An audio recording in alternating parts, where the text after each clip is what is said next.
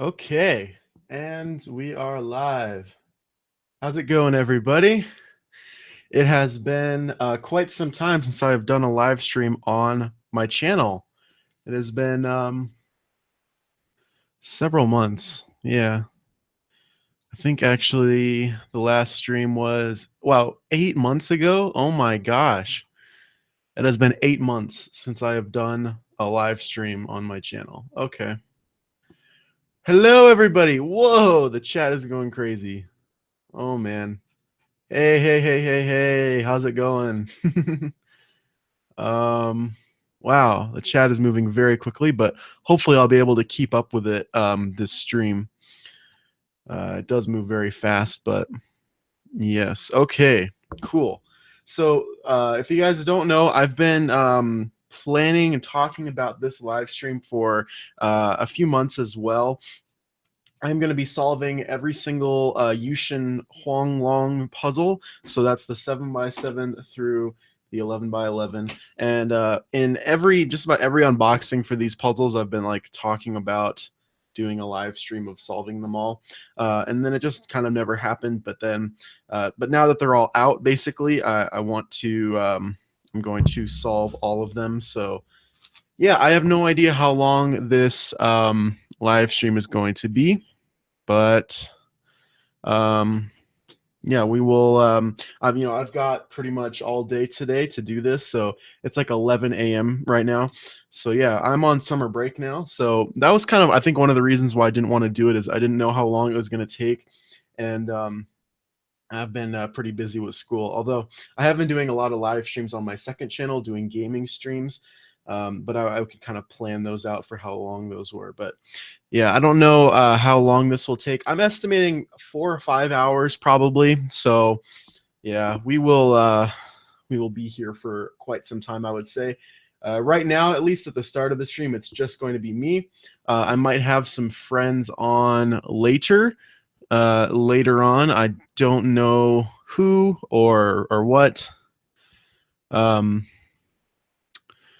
Like what exactly I'm going to be doing later on in the stream, but yeah, I don't know how much, if I'll keep it going much longer after I finish or what. This isn't like super planned out, but we're just going to basically get started.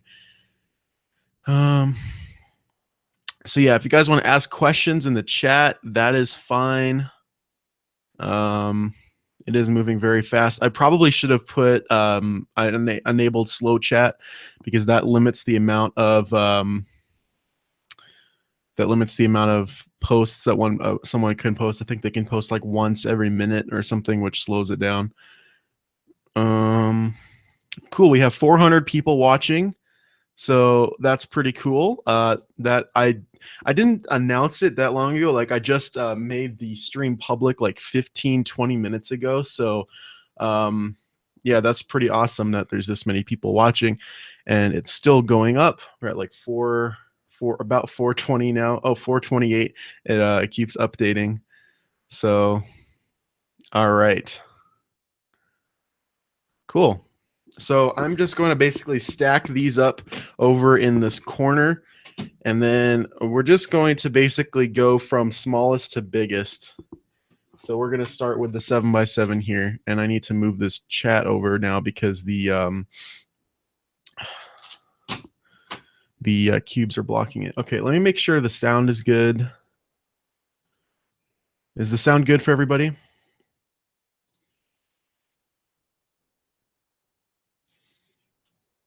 All right, yeah, it does sound good. Cool.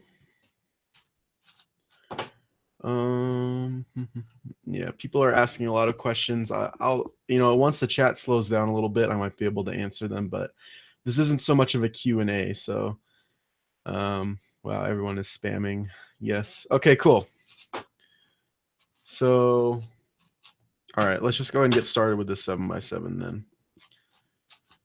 I am really happy that I did my live stream of solving all of my puzzles before I got the Yuxin big cubes, because I already had so many big cubes from Shengshao and others that it would have been such a pain to do the Shengshao line of, like, basically 2x2 through 11x11, and then have to do that with the Yuxin puzzles as well.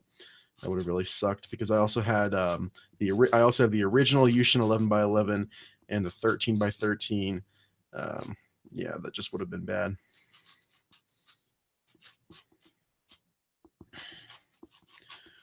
Okay, the 7x7 looks really small. Yeah, it's very small. But I kind of wish they made the 7x7 look more similar to all the other puzzles, because this one is the only one that doesn't have the strange like color scheme that's like really bright with pink and everything. So I think they wanted to gear this more towards speed solvers, which makes sense. So yeah, all of these cubes now have come out with black plastic versions with stickers. I would love to get those, but I already have a whole lineup, like I said, with the Shengshao puzzles, and that would just be crazy to have 3 sets of big cubes. So I'm fine with this. Okay. Where is the dog? The dog is not in my room. If you guys watched my Snapchat story, I was messing around with him with this little air blower. He was barking at it, but no, I didn't want him to be super noisy for the stream. So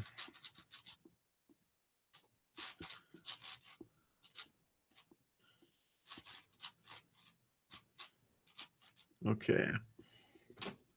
Was it a good idea for Moyu to make a fidget spinner? I don't know. I think I might be getting some of those. I don't know if I want to make another fidget spinner video, because that whole trend is kind of dying now, and I don't know if I want to make another video about it. But I did get some more fidget spinners from the cubicle, and I haven't opened them yet. Yeah, that whole trend is just kind of gone too far at this point. So I don't know if I want to do it, but I think, I don't know, I have an obligation to do it, so I probably will. They also sent some of the new cubicle lube, so yeah, I'll definitely make an unboxing. I don't know when though. As soon as I can. Actually, I was gonna make some videos today, but my brother is visiting, and he's going.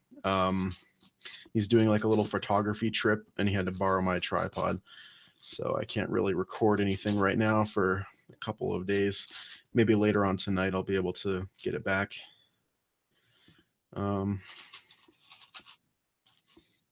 Okay.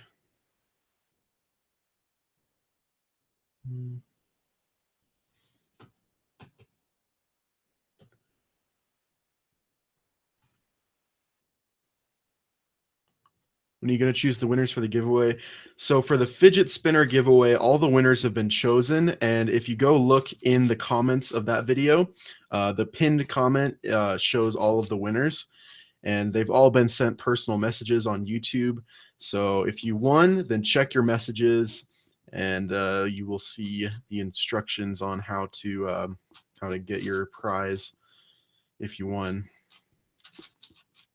And then for the puzzle crate giveaway, the winners for that are announced in the next video, which I've gotten the next crate, so that video will be going up shortly.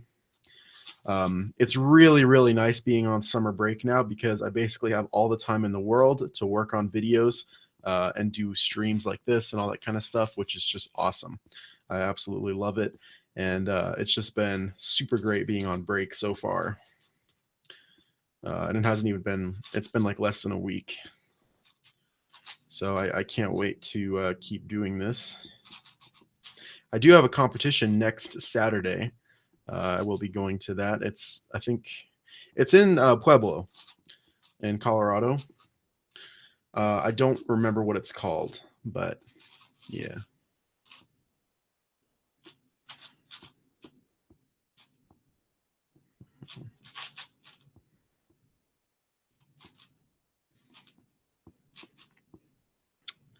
Oh boy. All right. I'm almost done with these edges.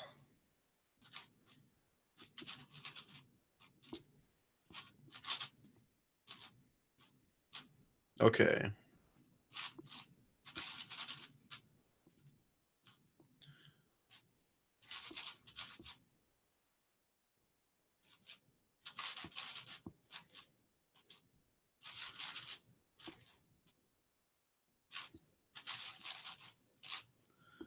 All right, we are going to have parity. That's okay, though.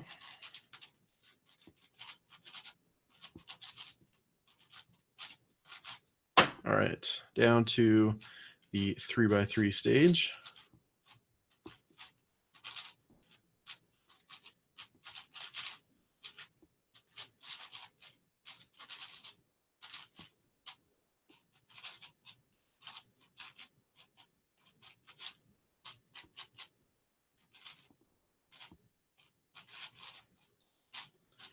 There we go. First puzzle down. There is the 7x7. So moving on to the 8x8. Okay. Just going to take a quick break, look at the chat real quick. Are you going to nationals? I am going to nationals. One body cubing. Okay, that's what it's called. So one body cubing 2017. That's the comp I'm going to next week. How long have you been cubing? 6.5 years. Do you have knees? I do have knees, actually. They are right there. There are my knees.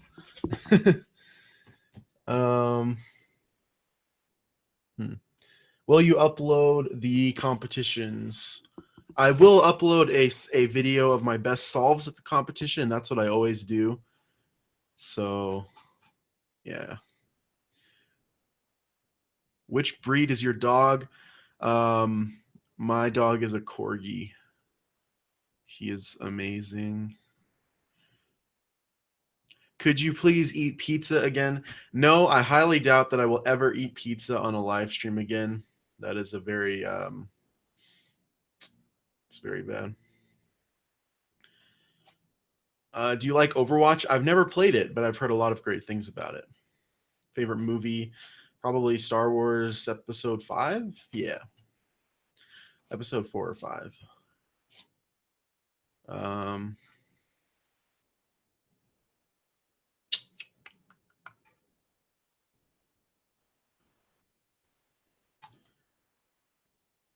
Okay, cool. So I'm going to go ahead and get started with this 8x8 now. I think this is the besides the 7x7, this is the only like actual big cube that I have solved. I think I scrambled this once, and I remember solving this. I'm pretty sure I did. Okay.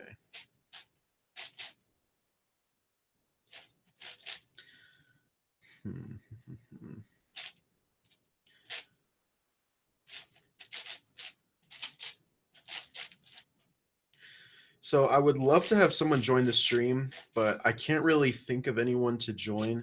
Like the only person on Skype that I talk to anymore is Nathan, and he's like asleep right now. This is the middle of the night for him. So I don't know who I should add. I don't really talk to many people on Skype anymore, and I don't know who's online and who's on summer break or anything like that. So for now, I'm just gonna keep going by myself.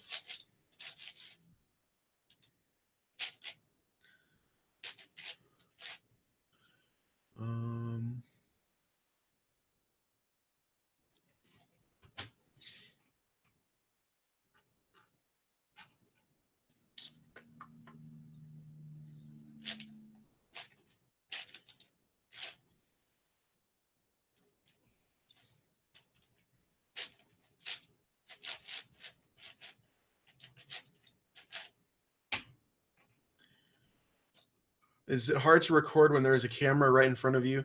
No, you get used to it, basically. Like, I've done it so many times at this point that it's just very natural to use the camera. It was a little bit strange at first, but yeah.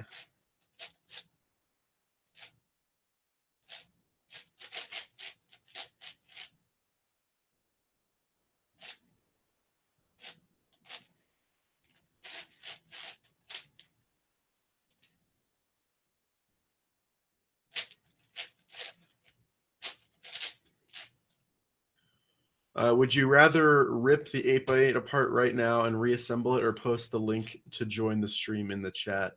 Oh gosh. If I posted the link,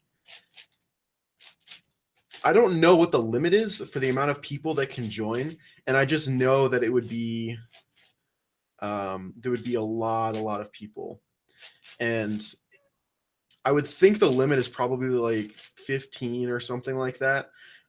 But even then, that's like way too many people.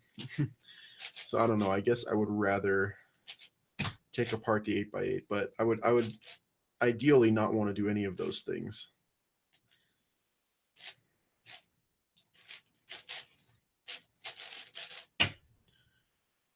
Hmm.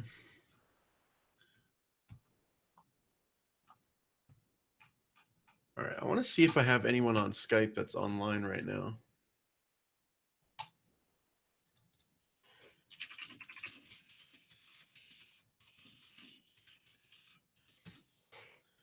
Message Daz cubing.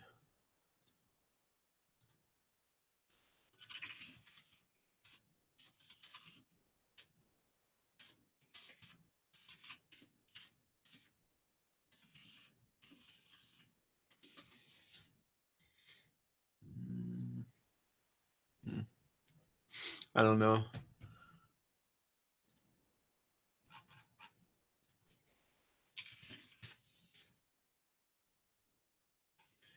Maybe, yeah, I don't know who all is like offline right now, or off school.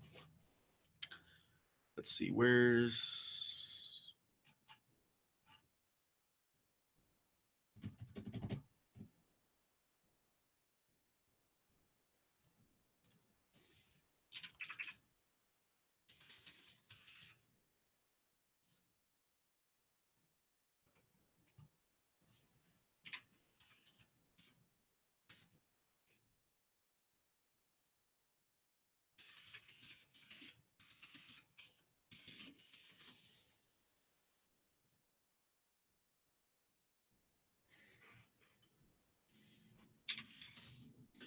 okay.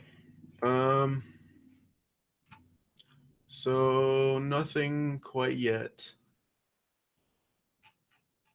So we're just gonna keep going with this solve.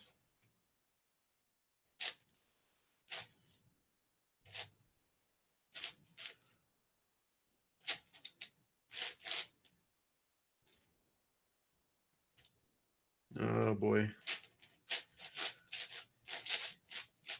I just realized I haven't solved big cubes in so long. I am a bit rusty, like with finding pieces. Sometimes, or usually, I can spot pieces pretty easily, but um, yeah, it's been a while since I've even solved in general.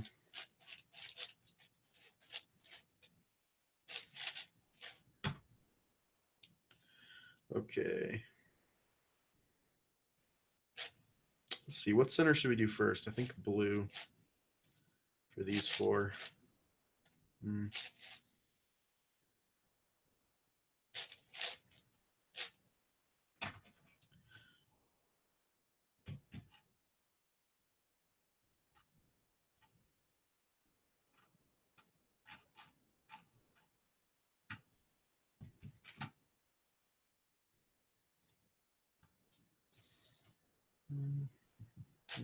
Some people are asking me to call Kenny. I think he's on vacation right now.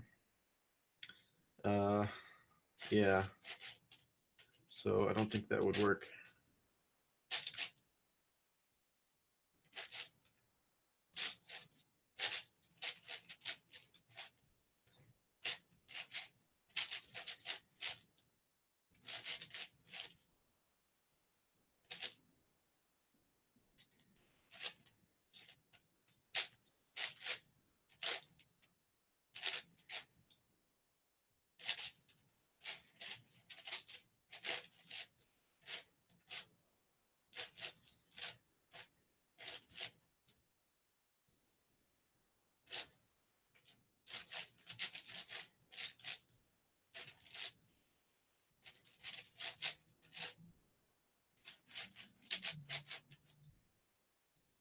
Mm-hmm. All right. You know, I kind of want to like wonder if there's a way to do that. Hold on 1 second, guys.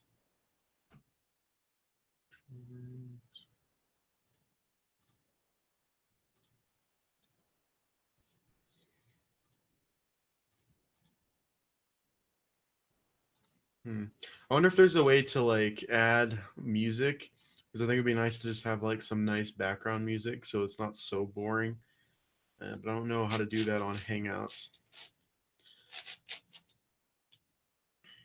Okay. So pink needs to go here, I'm pretty sure, because there's no red. Yeah, yeah. Okay.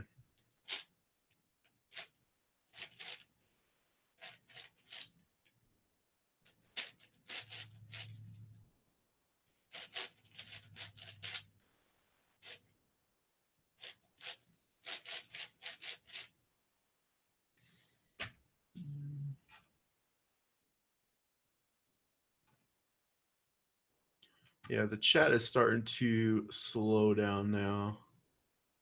So if you guys want to ask some more questions, that'd be fine, because I probably will be able to see them a little bit more easily now. I'm trying to check the chat a little bit more often.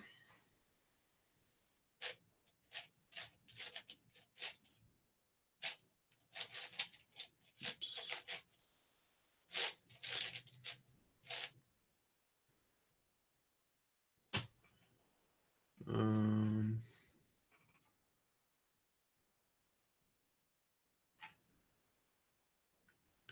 This is an 8x8.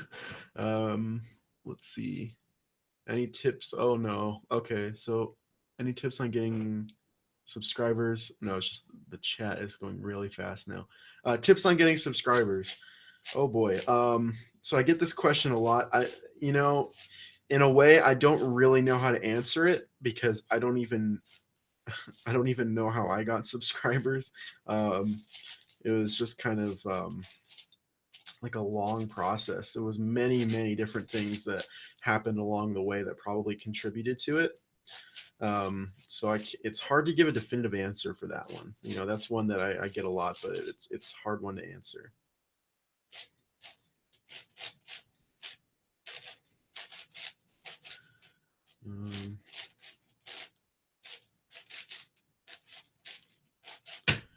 Let's see.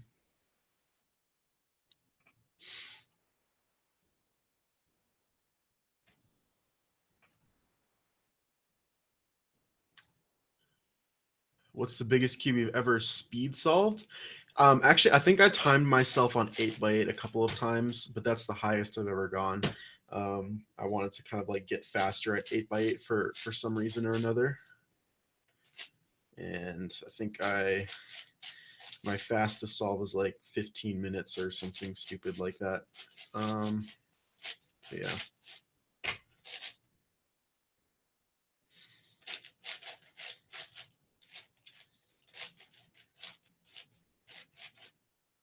I don't know why I just built that row.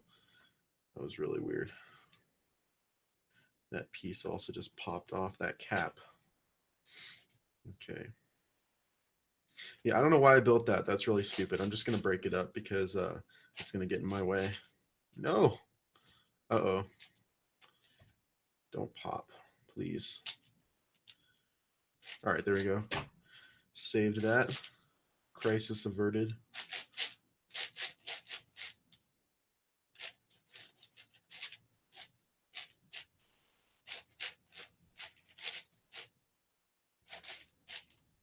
Oh man, almost did it again. All right, I need to slow down a little bit because I am going too fast.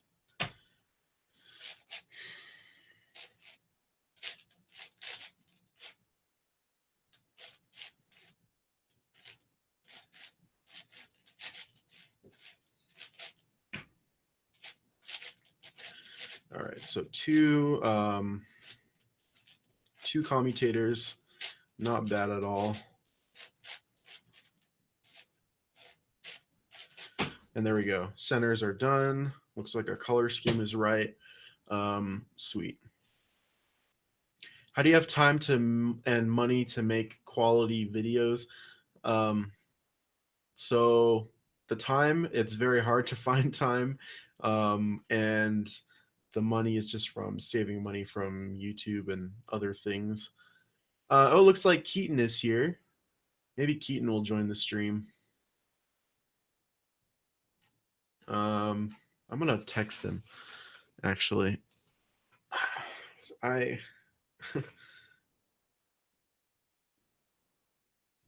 I need I feel like this stream is not going to last for very long without some other people.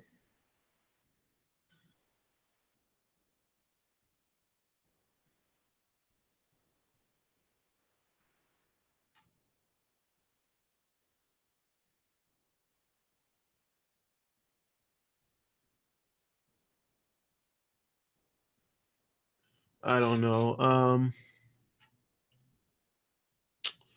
Let's see what else is in the chat. It's hard to keep up with everything.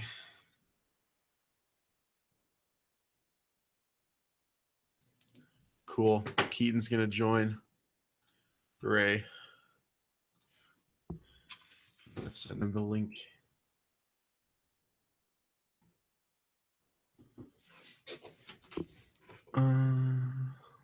Where's he at? Yep. Okay.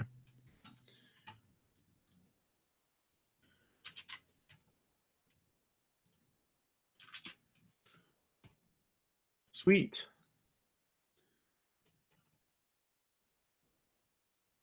Will you get the 17 by 17 when it comes out? If so, how much are you willing to pay for it? How much do you think it will cost? I'm gonna guess somewhere around $500 or $600, and I would totally buy it. Absolutely, I would definitely be willing to pay that much for it. What were the benefits of switching from the T3i to the Sony A6000? Oh, what's up, Keaton? Hey. Hello. How you doing? I'm doing well. How are you? I'm doing great. I'm back in the States. Yeah?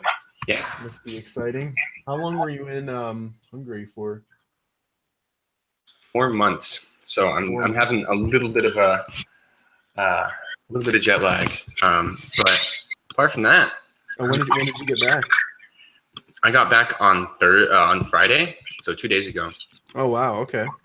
Cool. And, yeah, last night I had a bunch of people over for dinner. And now I'm taking a nice easy day. Yeah. How's the stream going? I just sort of popped in for a minute. And oh yeah, it's going good. So you're solving 7 through 11? Yeah. Are you on, what is that, 8 right now? 8 right now, yep. Mm-hmm. Have you done Yao for a big solve like this before? I haven't, and I don't know if I want to try it. Uh-huh. But I might just do it for the 11 by 11 just for lulz. Oh man.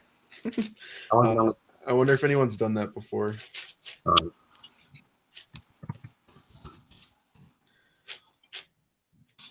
wonder how much longer it would take. Like Yao is supposed to be faster, but I wonder how much longer it would take to solve it using Yao over reduction. I think the biggest advantage with Yao is in the 3x3 stage and then edges as well. But because centers take so much longer on bigger cubes, they grow quadratically while the number of edges grow linearly, it might actually not be that good. Yeah. I don't know what you just said that went right over my head, but okay, I'll just agree with you. It so, sounds smart. So the number of centers that you have on an 8x8 is you have a 6x6 square on each side, right? Yeah. So that's 6 squared, right? 6, right? And then on a 9x9, you have 7 squared number of centers on each side, right? Okay. Does that make sense? Now it's starting to follow. So that grows quadratically. So you square it like you have something that grows by like the number of like 9 minus 2 squared. But the number of edges grows by that. So it increases by 1 each time. All right. Yeah, I see what you're saying. Oh, man, I've almost popped this thing like 4 or 5 times. I'm like getting really close. Is the cube any good? Yeah, it's a good cube. It's just I'm like going a little bit too fast. I probably need to tighten it a bit, but yeah.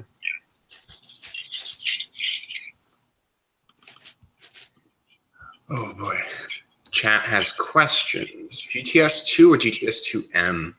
I like the magnetic one a lot. How about you? The magnetic light one is really good. Mm-hmm. Yeah, I'm kind of curious to try the mass-produced version. That's actually the only one that I have. Oh, really? Yeah.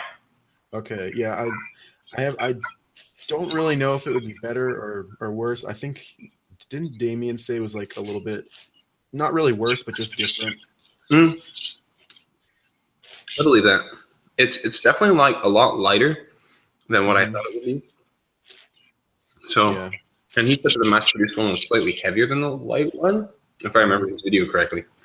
So it'll be about the same.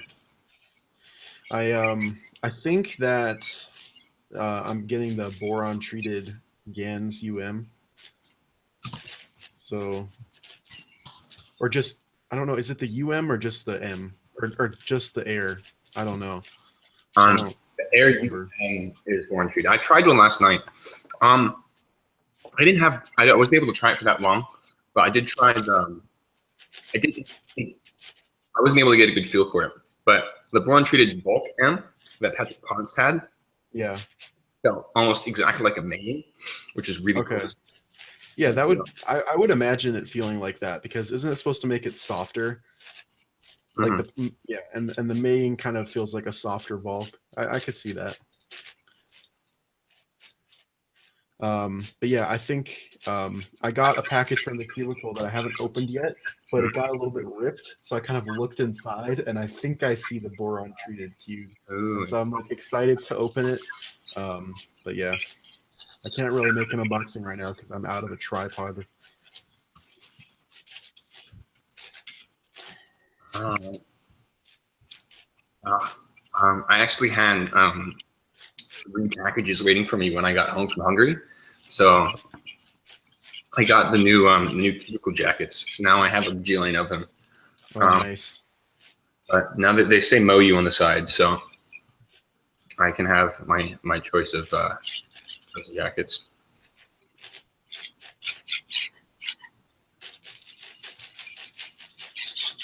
All right, there we go. Oh, have you seen the? Oh, nice. Okay. Now on to the 9x9. I'm just gonna take a quick break though. Let's see. That's reasonable. How long have you been streaming for? Not too long. It's been like 30 minutes or so. It's not bad. I don't think it. I'm gonna estimate 4 or 5 hours. I would say for the whole stream, because the bigger cubes take a bit longer. But you should time them. Do a 9 through 11 relay. 9 through 11. Oh man, that would be interesting. Do I think GaNs will make a magnetic 4x4? No, I think I haven't been keeping up with GaNs news recently, but I don't. Do they have a 4x4? I thought not. So usually you want a base 4x4 before you get a magnetic one. So, but I mean they're also really good at 3x3. So maybe they could do something, but I don't know of anything, and I haven't heard, and so I wouldn't believe that they'd be making one. Charles Jerome, Budapest was great. It's good to be back. I'm going to my first Maryland competition on Saturday. So, nice. Yeah, I've got a comp next Saturday too. I'm excited. I don't get to go to very many comps, so. In Colorado? Yeah. That's nice. It's local. They only have like 1 or 2 comps a year in Colorado. So I went to one in January. So. You going to Nats? Oh yeah. I might not be able to go to Nats. Really? Why not? Because the weekend after I'm going to Worlds. So. Oh, okay. And it's not easy to get flights to Fort Wayne, Indiana. Really? Well, at least I'd love to have a direct flight there, but they don't have anything like that. Okay.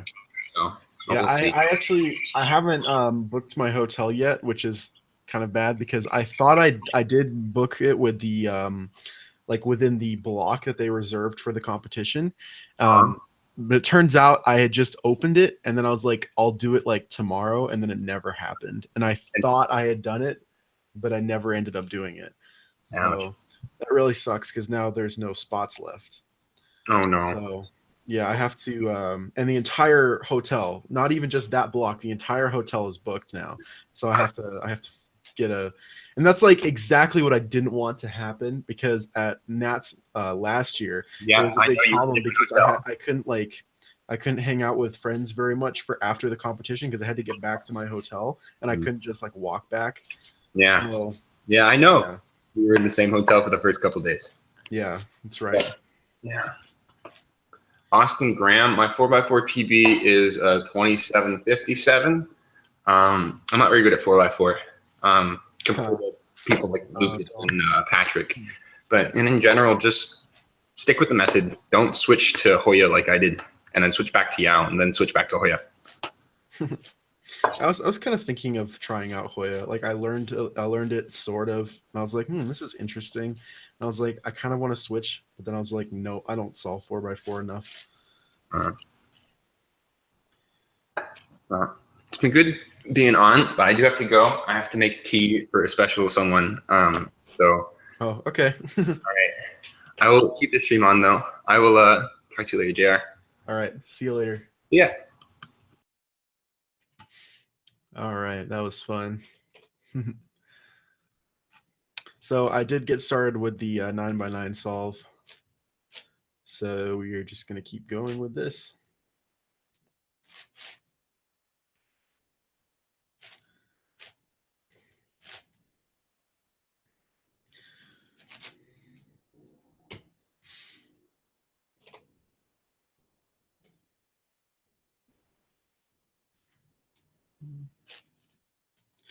Yeah, the 9x9 is much more stable than the 8x8, so it's also a little bit slower, so I don't think I will be having problems with popping or anything.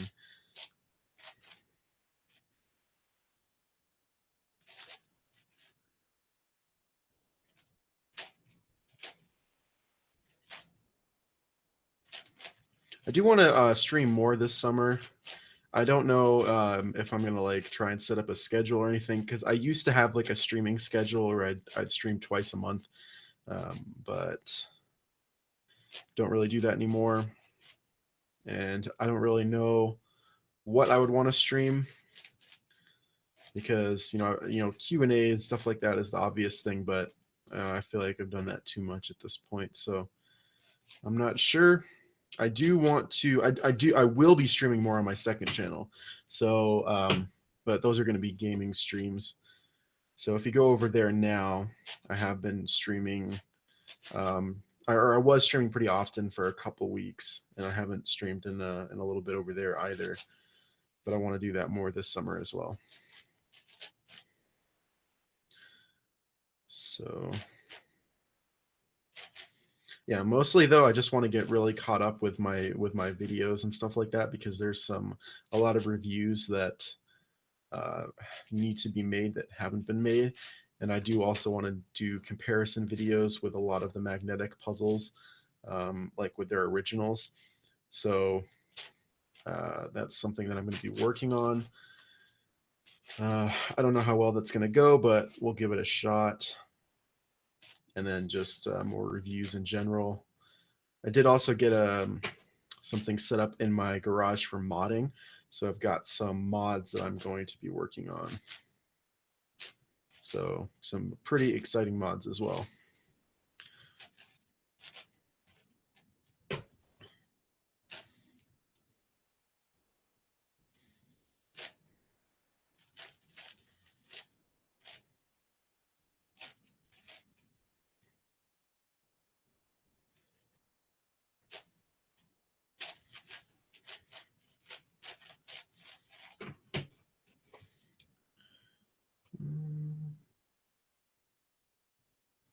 Alyssa the Cuber, awesome. So you got the puzzles and made a video about them. That is awesome. I will have to check that out.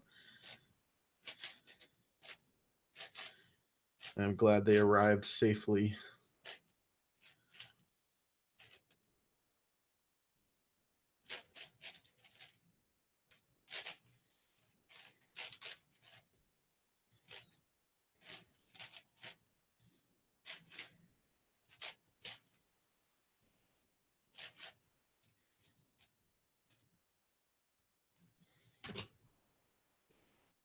What? Where's the centerpiece at? Hold on. Am I blind? Oh, there it is. Okay. No. Oh no. Don't pop, please.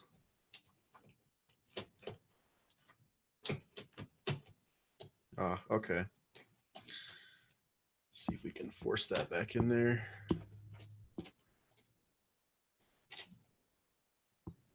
No, please go. There you go. Okay. Good, good, good.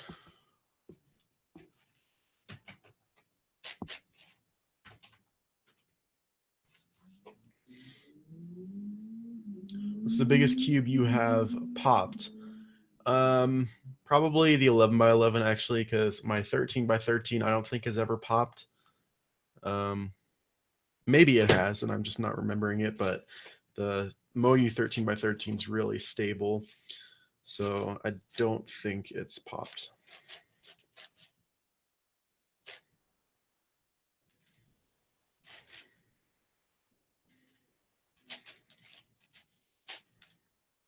Okay. Doing pink first. I don't know why, but I always instinctively do like red and blue centers first. Like for some reason, I just gravitate towards those. I don't know why. I do that on 4x4 as well, even though it's pretty easy to be color neutral with your 4 centers in Yao.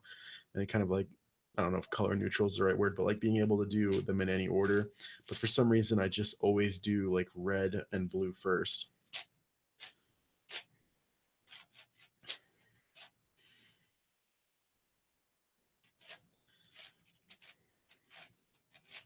And he plans on moving to full frame 4K soon. So I don't know about full frame because I kind of want to get the GH5, but I do want to move to 4K soon. I have the computer for it. I have the, I have everything I need for it. Actually, I will need to upgrade my storage capacities. But other than that, I have what I need to do it. So I'm still kind of debating whether or not to switch to Panasonic from Sony, because there's a lot of benefits to the GH5, over the like the Sony cameras. But the Sony cameras have better low light, better autofocus, better lens capabilities. Like you can use more lenses with it. With the GH5, you really have to get an adapter to use any lens, and then you lose features unless you get an expensive one. So I don't know. I'm kind of torn. GH5 does have 4K 60, which basically solves all of my problems because, I don't think YouTube supports it, but I still think it would look pretty good. And I think they will support it eventually, because people have been saying they prefer 1080 60 over 4K 30 because like the 60 frames per second is better. But if I get 4K 60, then it's like I don't have to worry about any of those things. Plus, I think it's a higher frame rate for 1080, so it's like 1080 120, which is nice. Also, how much low light do I need for cubing? It's not so much like for cubing, but it's just nice to have that feature, because in certain situations, especially at comps, it's it's nice to be able to bump up the ISO a lot and not have to worry about it too much.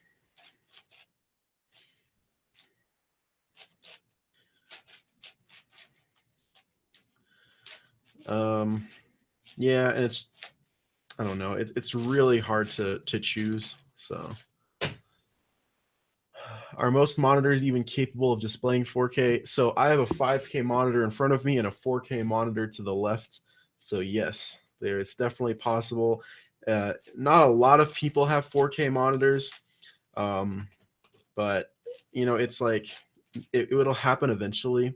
It's one of those things that's like with 1080p. For a while, most people had like standard definition or 720p monitors, and people were like, "Oh man, 1080p, that's, you know, really high resolution. Who's even going to be able to watch videos and or movies in 1080p?" And now that's like normal. So, you know, it's just kind of the way these things happen.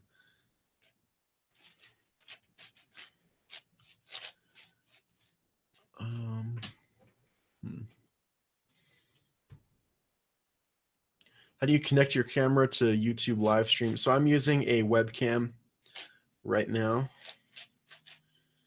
So that's why.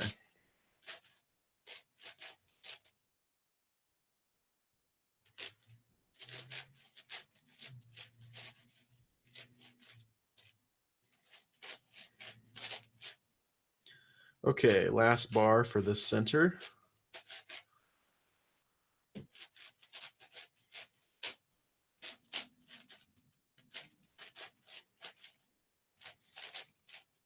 Cool. So 4 centers down. We're on last 2. Keaton says my next monitor purchase will probably be 1440 or 4K. Yeah, 4K is really nice. And actually, the way I have it set up right now with these 2 monitors is with the scaling. They're both basically the same resolution. Well, not the same resolution, but like there's no scaling differences between the 2 monitors, which is pretty nice. That's a big problem with dealing with my 1080p monitor that I have off to the right, is when I drag a window over, it gets really huge, which is kind of annoying to deal with.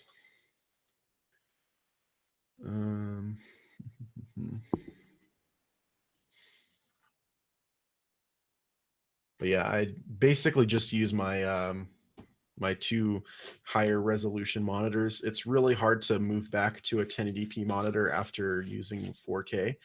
So like when I use my 1080p monitor now and try to read something on it, it's just not very nice to look at. And for like reading text and stuff like that, and just videos in general. So yeah, it's like once you go 4K, you can't go back. And that's what I've heard with cameras as well. It's like once you start shooting in 4K, it's really hard to go back to 1080p. So yeah, just 4K videos, even when they're rendered in 1080p, just look a lot better. So yeah, I would really like to start working with 4K footage, but it's just the whole thing is expensive. The GH5 is quite an expensive camera.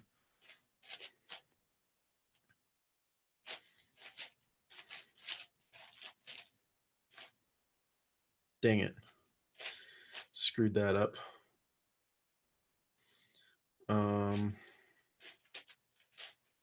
There.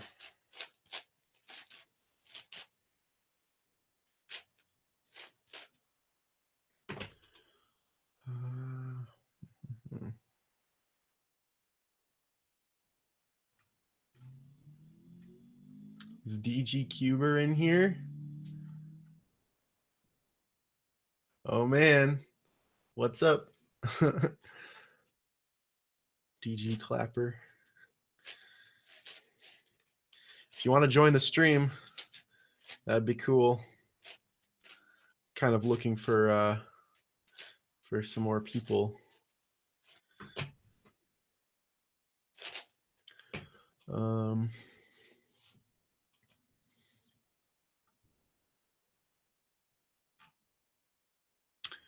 Oh man, looks like he'd be interested. All right, I think I have him on Skype. I do. All right, I will send him the link.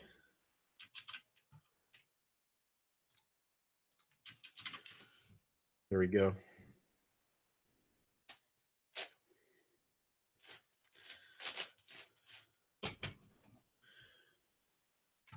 Yay. Okay.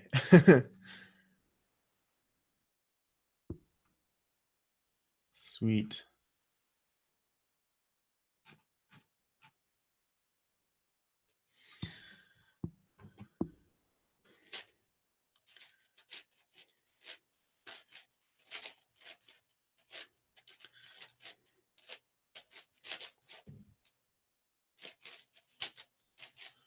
All right, let's just finish out these last centers.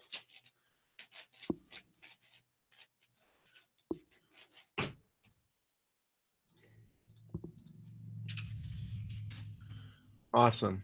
Okay, so finished up the centers for the 9x9, and I think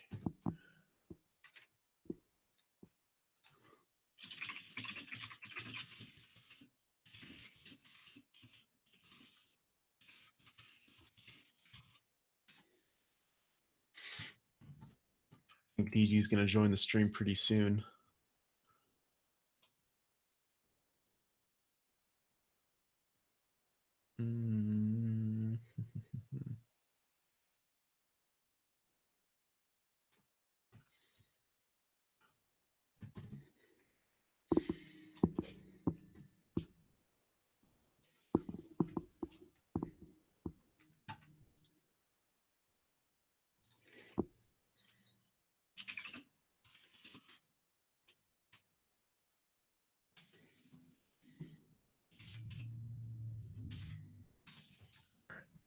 Cool, cool, cool. What's going on in the chat?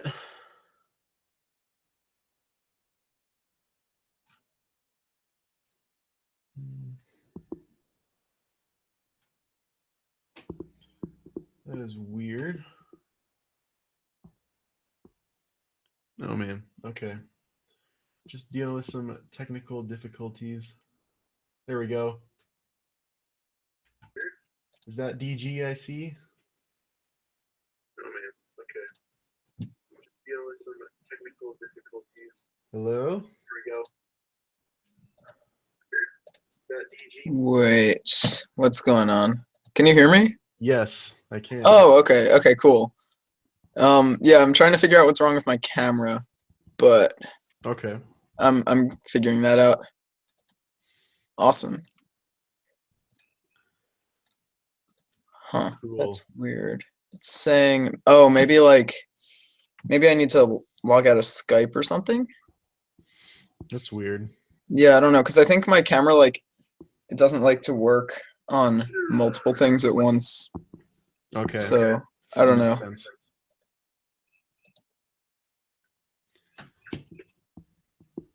Well, so wait, what are you doing in this stream? Because I just got home and I just saw I just saw this. Okay, I'm solving all of the Yuxin big cubes. Oh, okay, that's cool. So 7 through 11. Yeah. Okay, nice. So what's done so far? 7 and 8. Okay. Yeah, 7 and 8. So I just got to edges on the 9x9. So nice. How long do you think that's gonna take? I don't know. It's been about 53 minutes since I started the stream. So okay. I would assume another hour or two. Yeah. To get through the rest. Well, I think I'll be around for a while. So cool, awesome. Yeah, I didn't really know if anyone would be able to join the stream because I'm doing this kind of early in the day. Yeah. I'm not sure who is on summer break or not. Okay, yeah. So, I'm not on summer break, but I don't know. I get up early kind of no matter what. Okay. Cool. Huh. For some reason, yeah, I don't know why my camera isn't working. I'm going to try just closing the tab and coming back. But, okay. Yeah.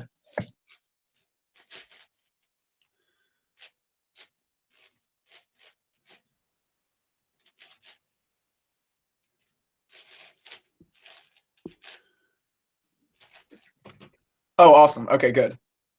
There we go. Okay. Cool. I'm going to plug in my mic too, so it's better audio quality. Okay. Sounds good.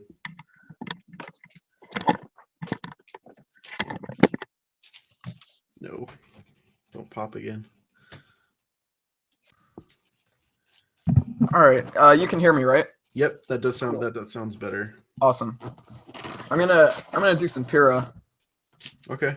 I have I'm 975 solves into a session, and this is like my first big Pyrrha session since like last summer. So Okay. I don't know. I have a comp next weekend, so I'm trying to get better. Okay. Same. Oh, you have a comp? Yeah. Where I is it? think they have pyramids, but I didn't sign up. Oh, okay. It's in Pueblo. Okay. Local area. Mhm. Hold on, this piece popped out. Oh. This is annoying. Does that happen a lot on the Yuxin big cubes? So it's been happening a few times. I think it might be because I have these cubes a bit loose right now. Yeah. Plus, I like to go like pretty fast, so I just kind of I don't take time to line everything up. Yeah. So it can happen. Man, it's been a while since I've talked to you, though. I think it was since the podcast. Yeah. I don't think we've talked since the podcast. Yeah, I haven't even really I don't really get on Skype that often but yeah. I really only talk to Nathan anymore. Yeah. But I want to like get on Skype more often this summer. So, yeah, it's hard during school, but yeah. Oh yeah, you're out of school, right? Yep. Yeah, okay. I still have some time. I finished last Wednesday. Okay, nice. And this piece doesn't want to go into it. Okay.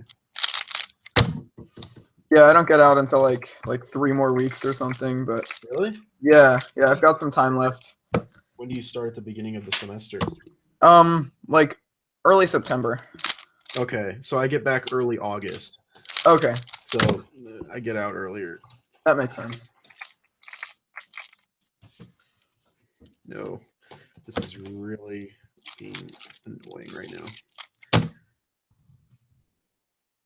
Why do these pieces have such long wings? Like the edges have these big wings sticking out. Yeah. It makes it really hard to get it back in. Yeah. I hate pops on big cubes. Like they just ruin solves. Yeah. I had that at a comp like 2 weeks ago. I was borrowing Dana Yee's 6x6, and it was a good cube, but like I just turned like really roughly, so it popped on one solve. It was like I spent like a solid 30 seconds like getting the piece back in. Mm-hmm. Yeah, I can't remember if I've ever had a pop like during an official solve. If I've ever had a pop, I don't think so. Really, that is lucky. Usually, I try to be more careful when I do official solves because I know that a pop would just ruin it. So yeah, I had in my second competition, I was still using a Rubik's brand, like just a store bought, like not even like a DIY or anything, and it popped. Okay. So like and Rubik's brands, that's like the entire like opposite of their purpose. Yeah. And that's really weird for a Rubik's brand to pop. Yeah. I don't know. It was especially with the new ones now. Like the new ones are like designed to not pop. Yeah, I think the new ones are probably a lot better in that regard, but I don't know. I tried to get a piece out and I actually ended up bending it a little bit. I was really? like, oh yeah. Yeah. Like on the new ones. So I figured it'd be best to just leave it be. I think they made it that way because they didn't want people to like take them apart to put them back together. Like solved. Like I think they were trying to get people to actually learn how to solve it. Yeah, I guess it's like the same reason they put tiles on it instead of like stickers. So yeah, they exactly. Kind of, like, kill them. Makes sense. I always thought that people were joking when they said that they peeled the stickers off, but one kid at school one time like brought in one of his kids to solve, and all of the stickers were like taken off and put in random locations. Really? And you had like stickers with like 2 orange pieces or something like that. You know? Oh man! And I was just like, why would you do this? Yeah. Yeah, wait, if you're gonna take the stickers off and not even solve it, yeah. What's the point? I don't know what he did. It was the most messed up cube I'd ever seen. One person brought in, he said he had peeled the stickers off so many times that they lost their stickiness and fell off. And what he did is he took like a piece of paper and like cut up little squares and colored them in with like different colored Sharpies and pasted them on. Oh man. And that was weird. That's pretty funny. Yeah, I don't think I've ever met somebody who's like actually proven to me that they've peeled the stickers off. I mean, like so many people have said it, but I don't know. I haven't like actually seen a cube that's been unfortunate enough to go through that. Yeah, that's what I thought. The design of the new Rubik's brands was kind of genius. It's like Yeah. they make it like uncheatable, I guess. Yeah. That is smart because, like, you know, really the only people who are buying Rubik's Browns at this point are people who can't solve it. So, Yeah. you know, at least not yet. But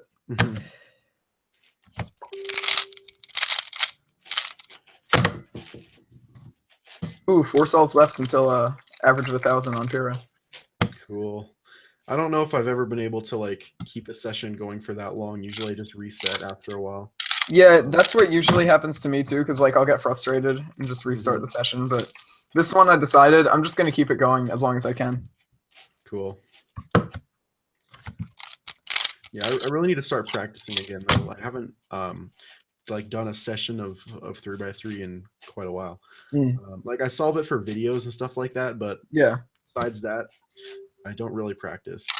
But I'm going to for my comp. I'm gonna have to because I don't want to just like do horrible. yeah. Yeah, school's been super busy this semester, so I've been very low on time. But yeah, I really want to get back into cubing again. Yeah, it's a good hobby. Okay, so I finished that average of 1,000. It's a 344, so I'm okay with that. Cool. I'm gonna try to get it better. My PB is 330 for an average of 1,000, so I can do like slightly better than what I have. Okay. Yeah, I don't know if I've ever done a full average of 1,000 for any event. I don't know if I have the patience for that. Yeah, I mean for short events like Pyrrha, it's not like that hard. Like this is probably about like maybe like 5 days total.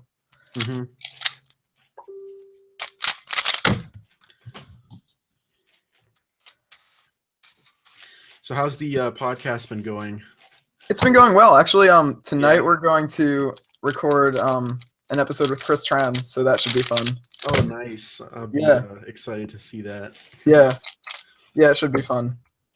And who else? Well, we're planning on having secrets for JR Cuber fans. We're planning on having Sam Schultz on. He's a pretty cool guy. Oh yeah, I know Sam. Yeah, and so we're planning on having him on for one of the next ones. I don't know which one. I think we might be recording that at Nats, but I haven't confirmed that with him. But he's going to be on in the future, and I think at some point we also want to have Sean from Speedcube Review on. So okay, yeah, that'd be cool. Yeah, so like those are our next planned guests. Cool. Oh yeah, I got no parody. Nice. that's surprising for like a really big cube. It seems like that's very rare. It doesn't happen all that often. Yeah, that's lucky. Yeah.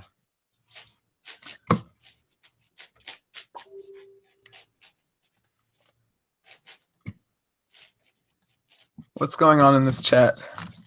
Oh yeah, everybody's asking for shout outs. Oh yeah, that's the normal. Yep. To be expected.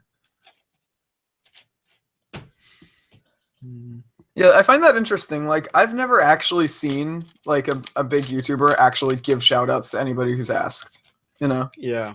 Well, I mean, I think shout outs, like the way when I think of a shout out, I think of just saying their name. Just being like shout out to this person. But like, you know, I've seen people promote other people before, you know. Yeah. There we go. 9x9 done.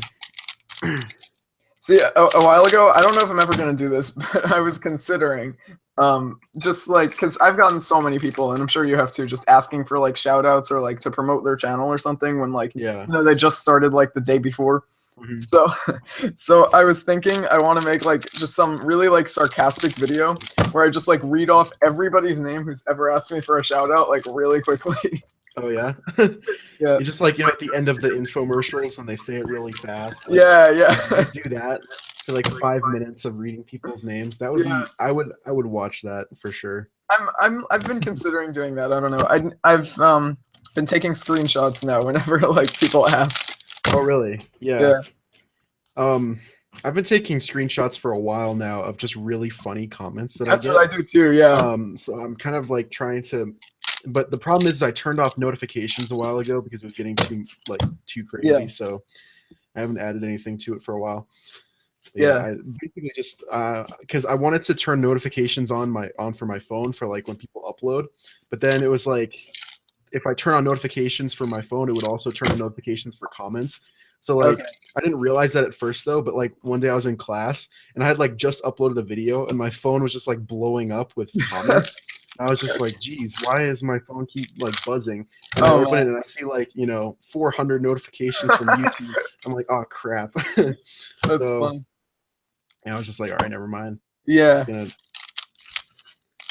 Yeah, I haven't gotten to that point in my YouTube career where comments are coming that quickly. I mean, when I first upload a video, they do, but like, on a daily basis, it's not like that crazy. Yeah. Oh yeah, but like, the accumulation of all my old videos, people that still comment on. Yeah. That'd be pretty crazy. Yeah, I find it weird like when there's a video that I uploaded like forever ago and somebody like revives it and they just comment on it. Yeah, like, I still get comments on my super old videos. Yeah. I don't know why, but like I guess. Yeah, and see, I've gotten comments before where people are like this video sucks, like on a really old video of mine, and then like somebody replies and they're like, yeah, DG Cubes is usually really good, and it's like that's because this video is 4 years old. Yeah. I still get just daily comments of people talking about my voice. Like that's basically I think the only reason people go back to watch my old videos, like people will comment that they're just like, I just came back to see how much his voice changed. Yeah. I get comments still like from one video to the next, there'll be a bunch of comments saying like, wow, this guy's voice got a lot deeper. And like it's very similar from video to video. It's just that if you go back 4 years, you're gonna notice a difference. Yeah. People are telling me that my voice is still dropping, even though it's not. I'm just like, I don't know how you're hearing that, but yeah, it stopped dropping like 6 months ago. Yeah, I think mine kind of stopped too. Like it's probably slightly dropping a little bit, but I don't know. Over like the last year or so, it's remained. I don't know. I mean, I went to a video from like 6 months ago, and I didn't really hear any difference. So yeah. Yeah, it's really crazy though to see like the progression for like a lot of us younger YouTubers. Yeah. Like I went back and was watching some of Derpy's old videos. Yeah. I was really shocked because I don't remember him having that high of a voice. Yeah, I know what you mean. Yeah. It's weird. It was pretty cool though. I like going on those like nostalgia trips every now and then. Yeah.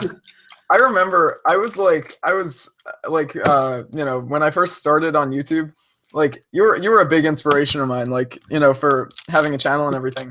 Cause like, you were young too. And it was like, if he can do it, I can do it,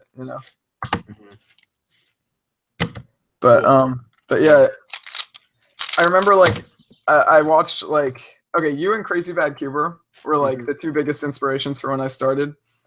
And yeah, I remember, I don't know if you remember this, but there was one time I sent in a challenge to you for like cubes or something.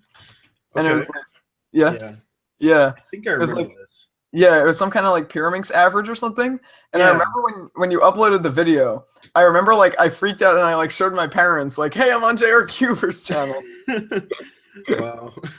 Yeah, that was a big deal. Yeah, I remember Adam won one of my contests one time. Yeah, I remember that. And he reminded me of that, and I was like, oh my gosh, that's right. Yeah, he won. What did he win from you? I think it was like I don't remember what he won, but I think it was for the 20,000 subscriber contest or something like that. It was a video challenge. Yeah. Yeah. I remember that. It was really crazy because like I remember like when I started seeing him with you guys, and I was like, I recognize this guy from somewhere. Like, I couldn't put a finger on it. Oh, that's so funny. Yeah. So. Yeah, I've never done a video contest or anything, but I've always felt like it would take way too long to judge. But so yeah, I think it was for the 50,000 giveaway. I did a video contest. I think I got like 150 or so entries. Wow. And it took me 5-6 days to judge all of them, to watch through them all and like, you know, choose a winner. It took quite some time. Yeah, but I feel like especially once you have it narrowed down to like a couple, then it must be like really hard to decide. Yeah. I don't know. I've decided at this point now to just not do any more video giveaways, because it would just take too long. Especially now, it would be even more entries. Yeah. It would just not be worth it. Yeah. Because I was just like sitting there for hours and hours on end, like watching through everything. I was like, oh my gosh, this is taking forever. Like, yeah. Yeah. You know, one time I remember Allison, on April Fool's Day one year, she uploaded a video where she said she was doing a 1,000 subscriber giveaway, but it was like really obviously fake, because she said she was giving away like an HuangLong V1 and a 13x13 or something like that. Yeah, yeah. And then at the end of the video, she said the way you enter is by making a video about your worst April Fool's Day prank.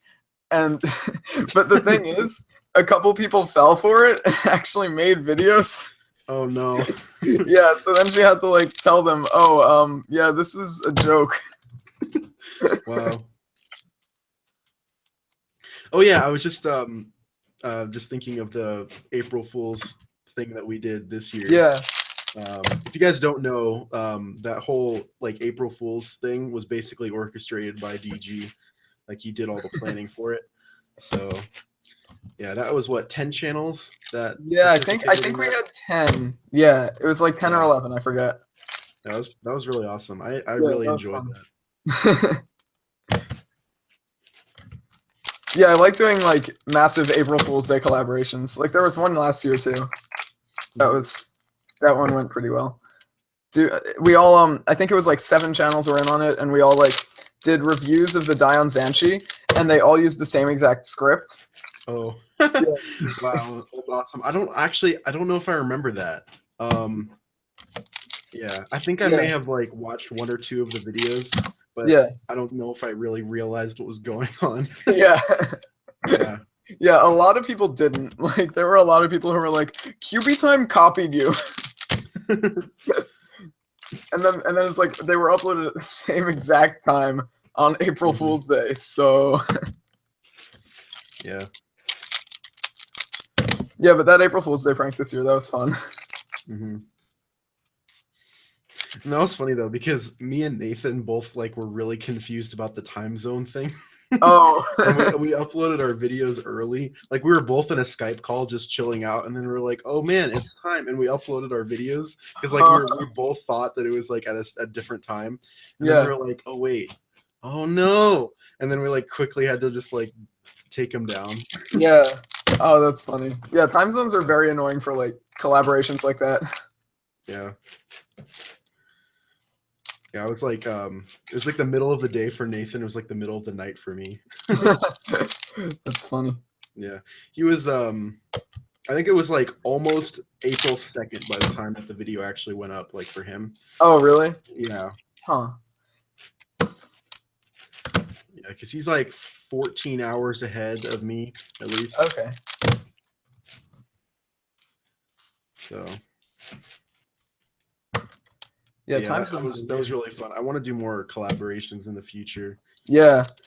If you want to, there was actually a collaboration that I was thinking about doing at Nats. Are you going this year? I am. Yeah, so I think a couple of my friends and I wanted to do this, and you're welcome to join in if it ends up happening. Where because you said you were taking screenshots of like really dumb comments, right? Yeah. So I was thinking it would be really fun to just like sit in a circle, have a camera set up, and just take turns reading like our stupidest comments. That would be funny. Yeah, I have a folder of that too. I was going through Facebook messages the other day as well, because I realized that I never ever check my Facebook messages like for my Facebook page. Oh man, there's probably a lot of stuff there. And I went through some of it, and one person was just like being really nice to me. He was just like, hey, what's going on? And he like sent a couple messages like a few months apart. This was started like back in 2015 when he started like sending messages. What? And then all of a sudden, randomly, he just starts like cussing me out, and it's just like, why do you never respond? It's so funny. Uh, Yeah. People I had somebody recently on an April Fool's Day video from 2015 that I did. They were like they were cursing me out, and they were like, you don't even know how to solve a Rubik's Cube. And and before, like, you know, just a string of curse words before that. And so so I replied saying something like, check out any of my other videos, I can solve a cube. And then they're like, oh, sorry. Like, oh yeah, I love it when people like say something mean and then you respond, and then they're like, oh my gosh, I love your videos, I'm so sorry. I didn't think you could say anything. Yeah, people legit don't realize that you can see the comments on your own videos. Yeah, that's I've seen that happen several times. Same. Where, yeah, it's really funny. People are just like, oh no, that wasn't, you weren't supposed to read that. I'm just trying to act tough. YouTube comments are great. Yeah.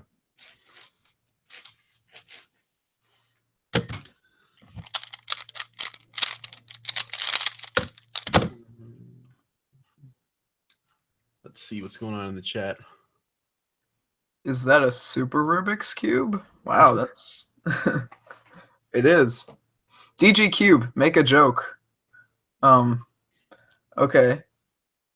Let me think of one real quick. Yeah, I don't have any spinners. Nice. Solve a clock? Okay, sure. Let's go. Here we go. I'm gonna do it.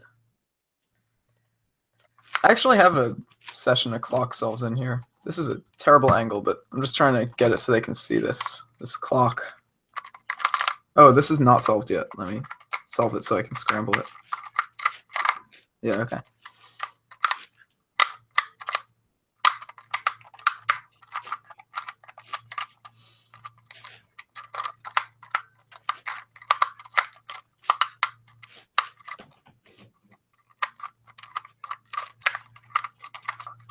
The whole, all right. I was just thinking the whole fidget spinner like trend now. Yeah. It's just gotten like way too far out of control. Yeah, it's kind of ridiculous. Yeah, like pretty much every single kid at my school, like I remember like on the last day of school, just like walking through the halls and just like being amazed at how many people had a fidget spinner, like that they were just spinning around in their hands. I was like, why? Yeah. I don't have one yet. And I probably never will, just because I don't know. Yeah, I generally don't. That got more sent to me by the cubicle, like the Mogi ones. Yeah. And, so I will make a video about them and everything, but yeah, I don't really plan on you know, doing a bunch more fidget spinner videos. Yeah. I was kind of thinking about, I was talking to Nathan about this because he got a lot of subscribers by doing that like 3x3 fidget spinner video. Because yeah, I can imagine. It got featured in one of those like top 5 lists from like those channels that like do like top 5 craziest fidget spinners and stuff like that. And he got a lot of subscribers from it. Really? And impressive. So I was thinking, I was like, you know, maybe I should cash in on the trend and like and like make. I was thinking of doing like a making like a 1x1x3 like spinner, because that would like fit in your hands nicely and stuff like that, and it would just you could like twist it around as well as spin it. And I was thinking of doing that, but then it was like a couple more days passed and it was already cringy, and I was just like, you know what, never mind. Yeah. I would kind of like to just somehow cash in on that too. Yeah. Just like make some really clickbaity video, like $1,000 fidget spinner. Yeah. And then just like, I don't know, like a fidget spinner, and then like, I don't know, I have money. That's exactly what the title was on that video. That was like, it was like $1 fidget spinner versus $10,000 fidget spinner. Yeah. You know, must see, you know. Yeah. I don't know. Oh, I made this. I don't know. This isn't a fidget spinner, but it's kind of like it spins. I made it out of paper.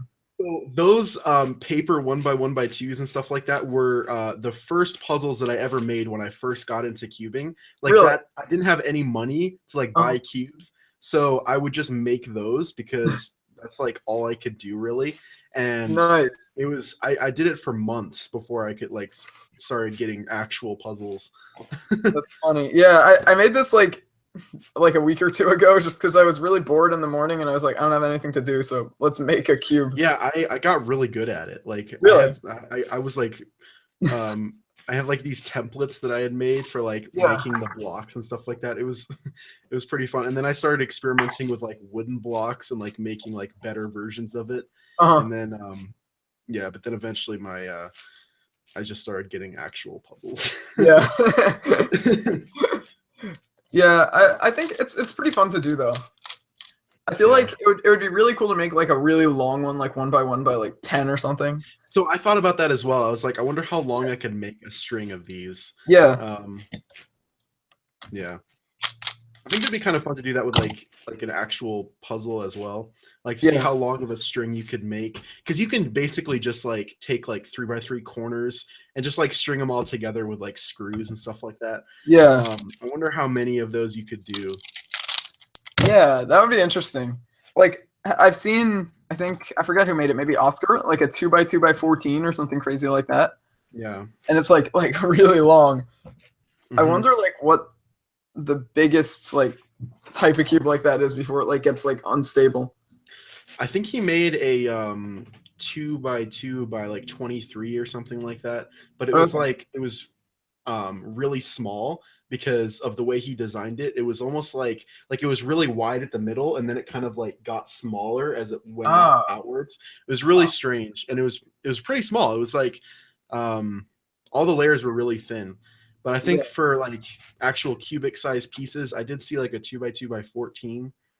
That's one time. I think that might be the biggest. I think that's the one I saw. Mm-hmm. Yeah, that's pretty cool though. Oh yeah, that's right. He did make a 3 by 3 by 27. Yeah, there's the pancake cube, right? That's cubic. So. Yeah. See, that's really smart. Like I have a 3 by 3 by 9. So like I can picture how tiny those layers are. Like each one is a third of this. I think he if you look at the specifications, each one is like 2 or 3 millimeters. Yeah, like that's insane. Yeah. I just really want one of those, like just to mess around with. Like it seems really fun. Mm-hmm. Yeah, I really wish you could still like buy Shapeways puzzles for a reasonable price. Yeah. Yeah. Yeah. I don't think I've never gotten a Shapeways puzzle before. Mm-hmm. I wanted to get like a 1 by 2 by 3, and I went on there the other day, and it was like $35 to get one. Really? I was just like, that's not ridiculous. even worth it. Yeah, that's just ridiculous at that point. Yeah, like I remember before the price increase, it was like $10. I was like, yeah, I can like justify that, but it's just really annoying. Yeah. I mean, like, there's also always the option, like, my school has a 3D printer, but it's not going to be, like, the same quality, you know? Oh, yeah. So, like, if I need to, I could always just print something from there, but I don't know. Mm-hmm. Yeah, I wish my school had a 3D printer, but, they don't even have good Wi-Fi, so I can imagine that. Yeah, my school actually doesn't have Wi-Fi, but we have, like, 2 3D printers. Wow. It's really weird where they're spending my school has awful Wi-Fi. It's, like, so bad. Yeah. Yeah, if you want it to be good at all, you have to use the admin Wi-Fi. Okay. Which you're not really like allowed to do, but everyone still does it, and the teachers don't really care because they know that it sucks. Yeah. So they're just like, yeah, whatever. Yeah, at my school, it's like there's Wi-Fi for like the school computers, but if you bring in your own laptop or something, you can't use the school's Wi-Fi. Really? Yeah, I mean, like a lot of people like know the password, but like they change it a lot anyway, so it doesn't really, you know. Yeah, well, the thing is, they change the passwords every semester, but they only like tell what the password is for the one you're supposed to use, and so it's always like a couple months before someone figures out what the admin password is. But then once everyone does, it's like it's shared around to everybody in the school. Yeah.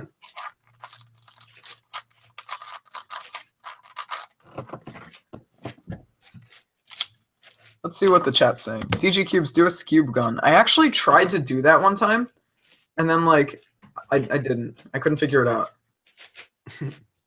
How would a cube gun work? Have you seen Colorful Pockets' video on that? Like, The why non-cubers are unoriginal video. They had the cube gun thing. Oh, I don't know if I've seen that. Okay, yeah, that video, like they had like a skube where it's basically just like a skit being like, hey, this is why non-cubers are stupid. It's from like really long ago, but they had a skube and there was like a non-cuber who walked up to them like, hey, can I try that? And then they just like pop the centerpiece out of the skube by like squeezing it a certain way. Oh, that's right. Oh, I have seen that. Yeah. It's like, okay. I think Andrew posted in a comment somewhere how to make one, or maybe he did it. Maybe he mentioned it in a video or something. I don't remember. And I tried it, and I wasn't able to get it working. Like I used a landline cube too, because like I think that's what he said you should use, but I don't know. Okay. Oh. Sometimes the caps don't like to stay on very well. Oh. It's okay. I almost lost one time. There you go. If I popped my new 4x4, or no, I popped my new 4x4 and I can't put it together, should I just throw it out? No. No, that would be very bad. No. Get it back together. You'll do it eventually. There are many tutorials about this. Yes. Yeah, don't just throw it out. Oh man. It's like, oh boy, it popped. I guess it's broken now. That's like a non-cuber thing. It's like where they pop it and they're just like, oh, I'll buy you a new one. Yeah. And it's like, it's not broken, man. Yeah, I mean 4x4s, at least 4x4s, I mean they are hard to put together. So I understand where this person's coming from, but like, you know, you can get it together. Depends on how severe of a pop it is. Like if it's the whole thing, I understand. It'd be funny if it was just like one piece and he's like, oh, I better throw it out. That would be pretty funny. Have you ever seen like on Facebook or like any cubing sort of forum or something like that where people post cubes and it's like a corner's twisted and edges flipped and they're like, how do I do this OLL? I actually have not seen that. No, I feel like that's something that's like in like Rubik's fan club or something like that. Yeah. Like the only Facebook group I really follow is Cubix Friends. Okay. So, well, like the speed cubing group. So yeah. So yeah, I've taken that to the extreme sometimes, and I'm like just with friends and video calls, I'm like, hey, how do you solve this OLL? Please help. Yeah. It's kind of like those what was that meme that was a couple months ago? The like what's the algorithm to get cube shape on square one? Oh, yeah. That's like vaguely familiar to me. Yeah, where they'll like send a video of like a 5x5 that's like horribly popped, and they're just like shaped alg. Yeah. I remember one time when I was in middle school, I had a friend who was a cuber, but like not really that into it. Like he could solve a 3x3. And I brought a square one in one time, and he was like I had parity, and he was like, oh, I can solve that, because he thought it was like a U perm on 3x3, and he was like, you just do F2 U prime R prime L or whatever, like that beginner's U perm, and I was like, nah, that doesn't work on square one.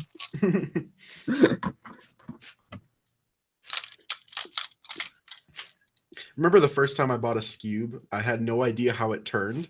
So I thought that maybe it was like something like where the corners could turn, like just the corner pieces, not the whole like corner section. Oh. So when I first got it, I tried to like kind of almost move it like a 3x3 in a way, and it like flew out of my hands. I'm like, that's funny, because I would like I sat there like the whole time I would be waiting for it. I would like sit there and like stare at the picture and just like, how does this move?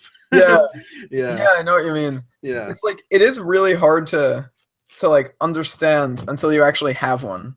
Yeah. Yeah, it's what happens every time I give I'll like give a Scube to a non-cuber. They always drop it. Yeah, same. Flips out of their hands. Yeah, I don't think. Yeah, I haven't brought a Scube in public for a while for that reason alone. Mm-hmm.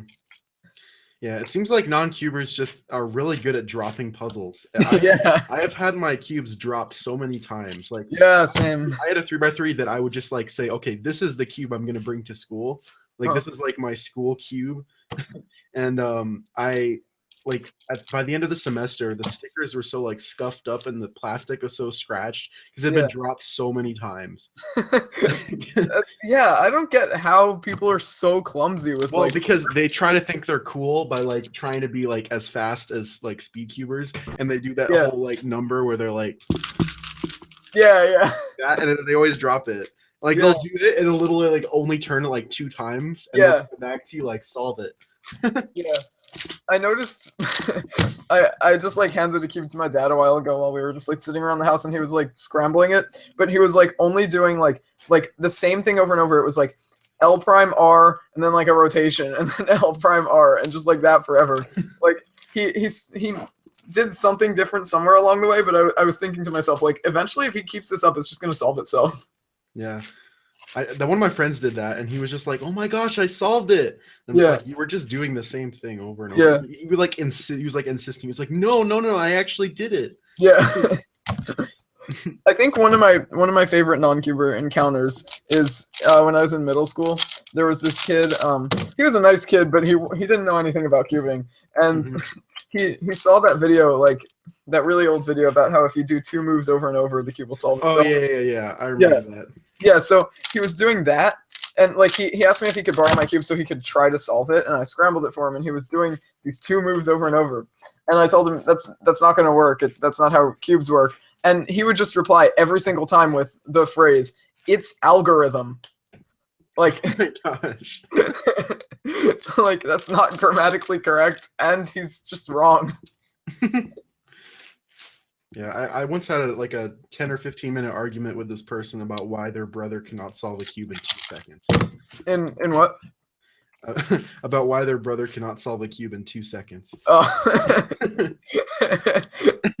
It got to the point of me like showing them the world record video, and they're like, he can solve it faster than that.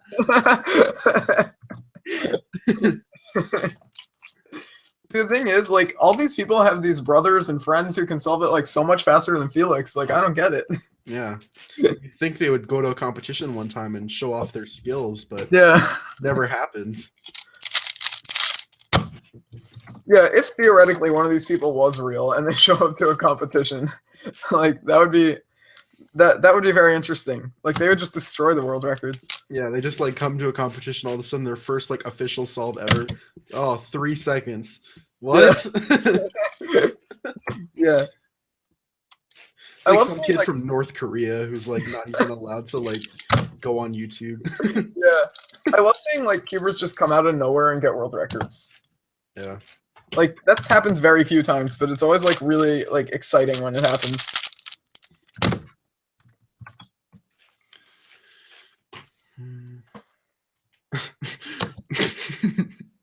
Oh man, my friend Kyle has one of those. Oh, he does have one of those. I watched that live stream. That was really funny. My friend Kyle has a lot of those.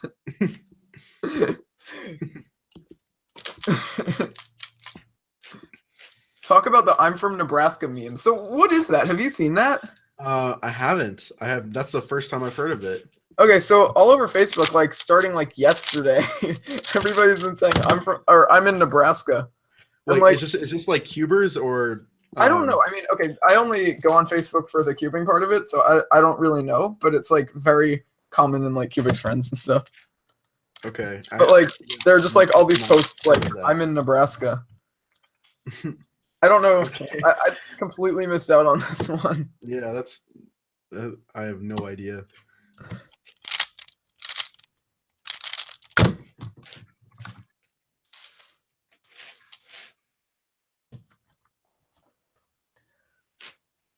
Let's see what people are saying in the chat. I just got a 5.24 PB single for 3x3, guys. Nice. Do you know this singer, Michael Jackson? Yes. I do know Michael Jackson. How do you do the alpha perm? The alpha perm. Someone just put an alpha. That's pretty cool. DG, notice me, senpai. Noticed. Someone's just saying banana with a bunch of extra syllables, like banana, nana, nana. JR, solve your petaminx. Not on stream.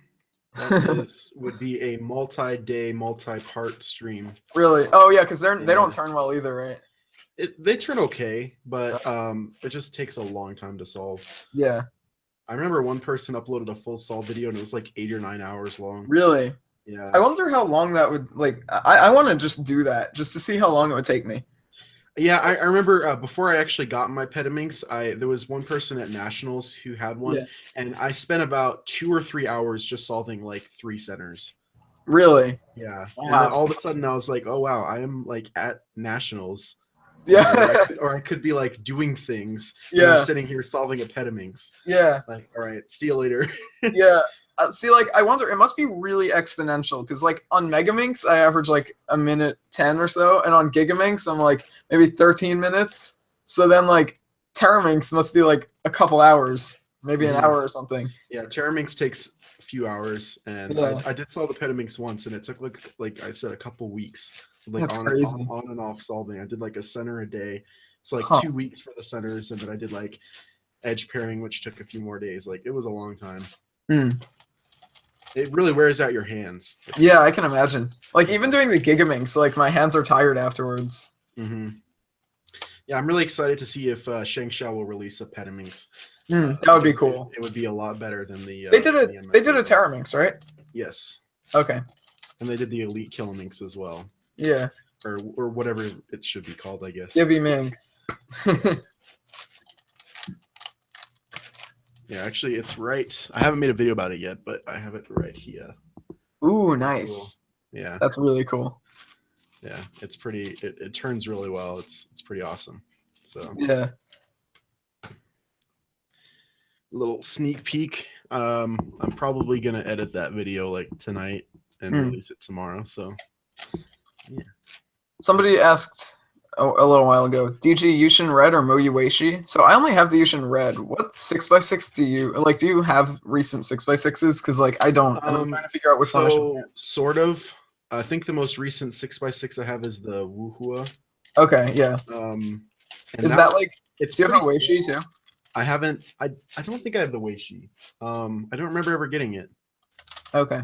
So yeah, the Wuhua is really slow though. Okay. So I'm gonna try like, I know I'm getting some Lubical 1 pretty soon. It's supposed to like be pretty good, so I'm gonna try it on there. I think it might be something to do with the plastic and not so much the lubricant.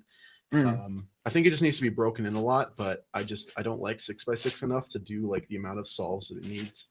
Yeah. So. Ooh, that 10x10 is almost done. Yep. Here we go. Nice. No, there we go. Nice. Cool. Okay, one more. It's been 2 hours or so since I started the stream, and now we are on to the biggest one. Wow. So I wonder how long did the 10x10 take? Like that didn't seem like it took so I think it was about maybe 45 minutes or so. So yeah. Man, I'm gonna take a little break though. My hands are getting a bit sore. That's a good idea. Any tips on learning full PLL? Just like do 1 a month and you'll be done in less than 2 years.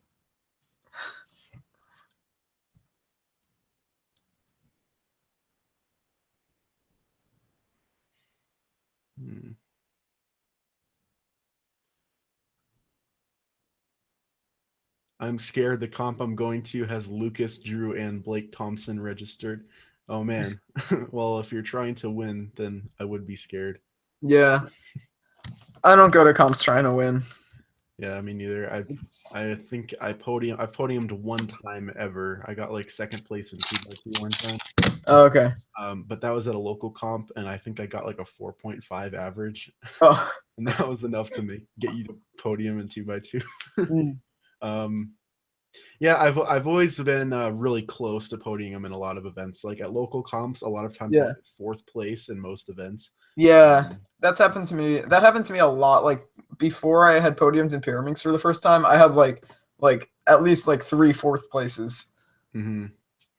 Yeah, it happens a lot with 4x4, mainly Mm. because like local comps I go to, there's always 3 fast people and then like Okay. the next one down. So it's like the 3 fast people are the one that podium and everything. Oh, And then, huh. so yeah, Yeah, it's interesting when people just like sweep podiums.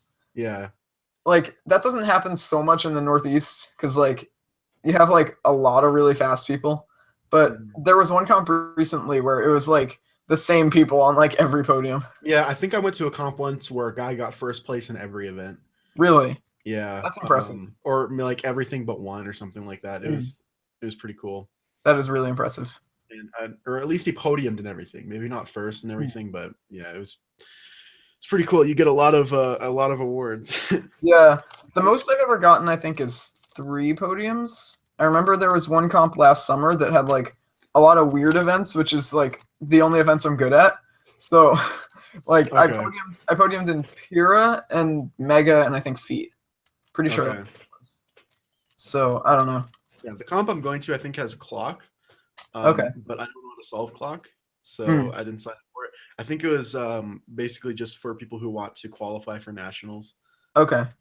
That's what it seemed like. Yeah.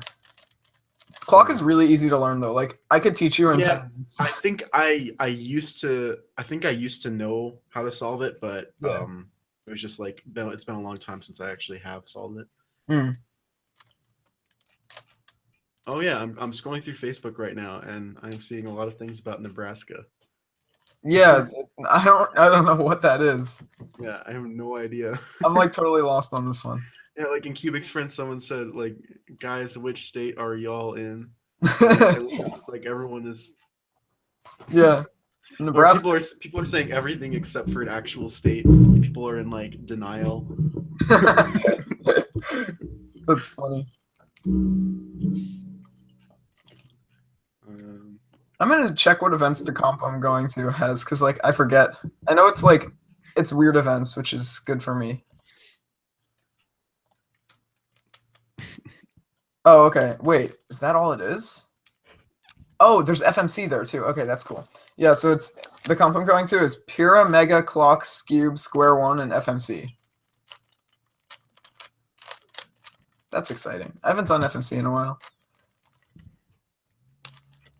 Okay, I think it is a cubing thing because someone said that it like started from someone's like in someone cuber just saying he was in Nebraska or something like that.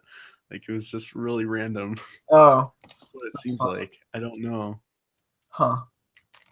Patrick Ponce said, "You look like a Nebraska." You know, I love that nice rubric meme. Oh yeah. It's so good. Nice Roblox.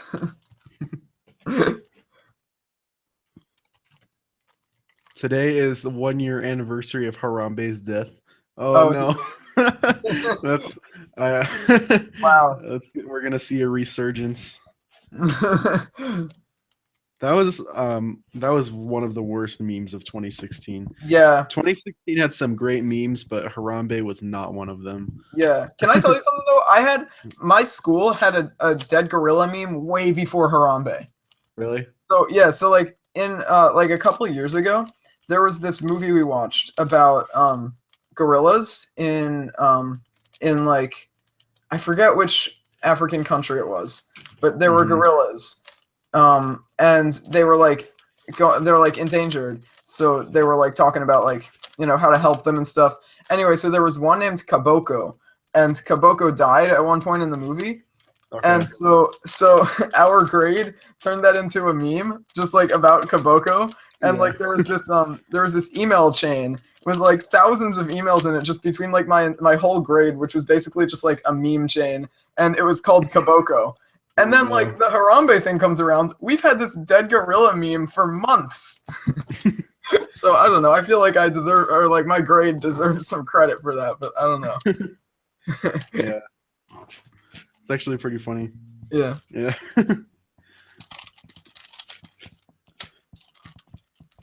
DG Cubes do a Pyre review. Pyre. Okay, this is the Moyu magnetic Pyre. It's really good. Buy it. I'm sponsored. Buy it. DG, what is your age? I am older than whoever asked that question. Ooh, are you sure about that? I'm not.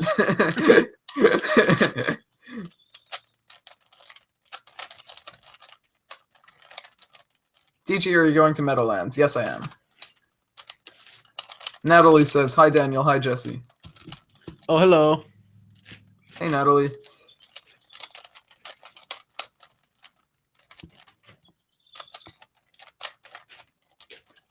DG, ask JR, is your 12x12 mod almost done? Turning your second 13x13, no, turning your second me 13x13 into a 12x12. So, no, it's not. I haven't even started it yet. Is that going to happen? Yeah, it will happen. I want to say it will happen this summer. That's my goal. Okay. It's by the end of the summer. It's actually shouldn't be that hard of a mod. Yeah. Surprisingly, it sounds like a difficult mod, but it's not that bad. At least it shouldn't be. I haven't started it yet, so I can't say for sure. But in theory, it won't take that long. But I have a feeling that there will be a lot of unexpected problems that will end up happening. Yeah, that tends to happen. I can imagine. This guy has been trying to get me to say something that doesn't look inappropriate, but it is when you say it out loud. Like, you know. Oh yeah, I saw that. Yeah, like I'm not gonna say it. I see what you're trying to get me to do.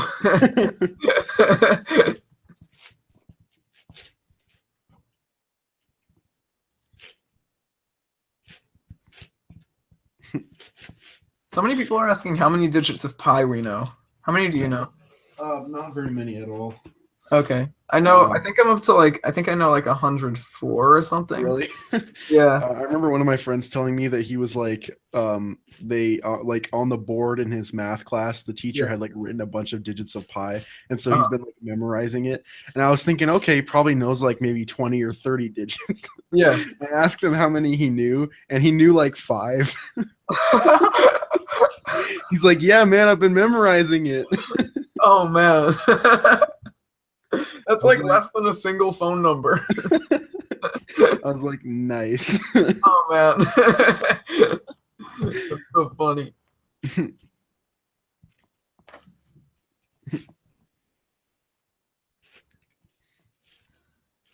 Oh man, say all digits of pi, DG cubes.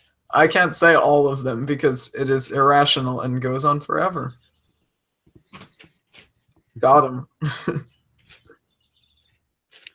I remember in kindergarten when people were like arguing about whether or not infinity was a number. Like, yeah, count to infinity. And I'm just over here like, you can't do that. And they're just like, shut up, you stupid. I'm like, you might want to rethink that. Yeah, that's funny. Yeah, people like whenever people end up in some kind of argument where they just keep saying bigger numbers, it always ends up like infinity plus infinity plus infinity. Yeah. Like kind of I remember those kind of arguments because people would always just like add on 1, and it's like, okay, you can just keep doing that forever. Yeah. Yeah, like, see, what I find really interesting is they tell you can't divide by 0, right? And then, like, once you take calculus, you realize you can theoretically divide by 0. I mean, you can't really, but you get infinity when you divide by 0.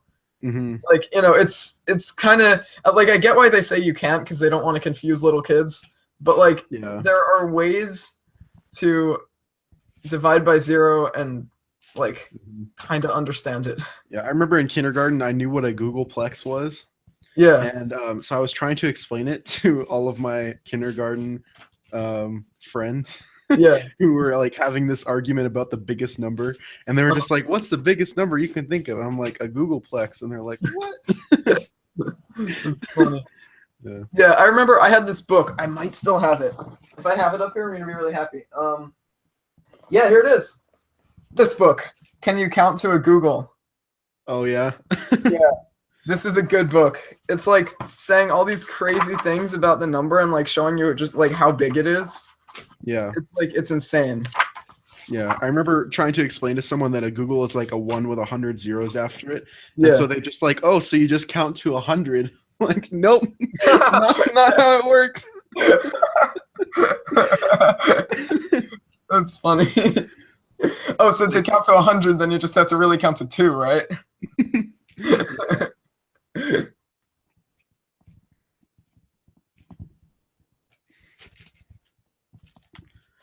Well, then, so I was like, I finally got them to understand that, and I was like, okay, so a Googleplex is a 1 with a Google zeros after it. So they're like, oh, so 100 zeros? I'm like, no, man. you're still not following. Wait, was this kindergarten or is this like? No, this was. I don't think this was kindergarten. It was a little bit after that. It was. Okay. Yeah. I was gonna say, like, if it's kindergarten, then that makes some sense. But I don't know. No, it's like, oh, this was last week. Yeah.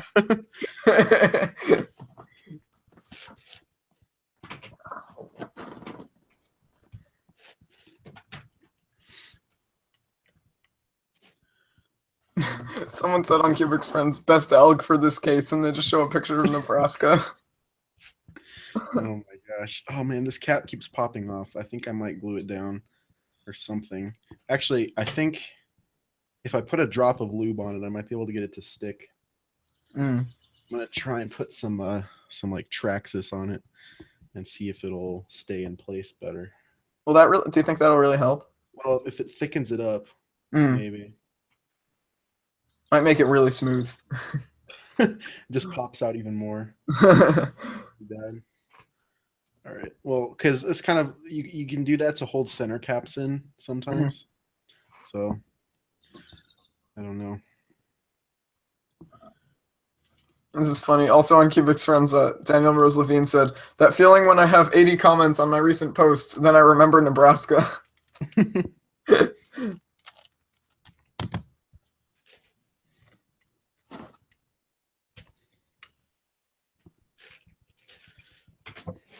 It's always sad when you get that Facebook notification. Oh no, it fell off again.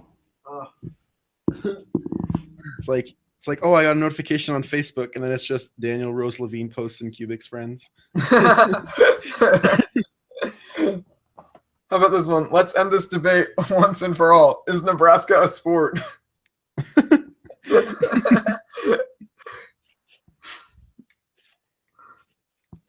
That's so funny.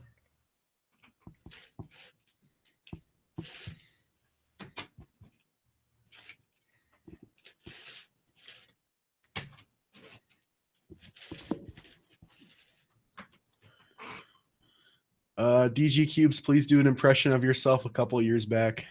Ooh, okay. Hey YouTube, in this video I'm going to be reviewing the Diane Zanchi.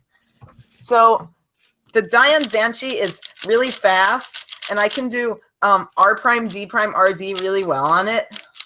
And I average 33, which is really good.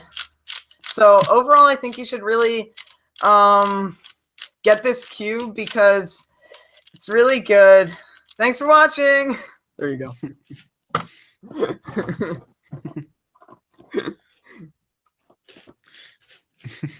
I have a friend that whenever we get into an argument about anything, he'll just like go on his phone like really casually. Yeah. And I'm just like, what are you doing? And then all of a sudden he'll just play my first YouTube video. And he just doesn't say anything. I'm just like, I just like stop talking. I'm just like, fair enough. That's really funny. Yeah, I feel like my friends at school, like, see, my YouTube channel is like people in, like, everybody in my grade knows that I have that, which usually they don't, like, it's not brought up too much, but like fortunately I don't think they've seen my old videos. So they don't have that to go by. But I don't know. The moment one of them finds it, that's going to be very, very hard to deal with. Yeah, it happened one time when someone was just asking about what my channel was. I told them, and then for some reason, the first video that came up when they searched my channel was like some 5-year-old video, and they clicked on it, and it was just like, "Hey guys, dear Cuber," and I was like, "Oh no." Oh, no. And then I try to get them to turn them off, and they're just like, no, this is amazing. Yeah, it's so funny. I don't know. Like, honestly, I want to make all my old videos private at this point, but like, I don't because some of them still get views. you know? Oh yeah, for sure. I would see a huge hit in views if I privated all my old videos. Yeah. I would like to, but I can't. Yeah. Like, I don't want people to still see them, but if they're getting views, I'm not going to stop people from watching it. Yeah. I deleted a couple of my old videos one time, and I can't remember why I did it. Like, I had some kind of reason as to why I deleted them, but now I wish I hadn't. Yeah. Yeah, I've never deleted videos. I've only made them private. Okay. Yeah, I see. That's what I do now. I've done that to a couple videos. Yeah. But yeah, I never delete them.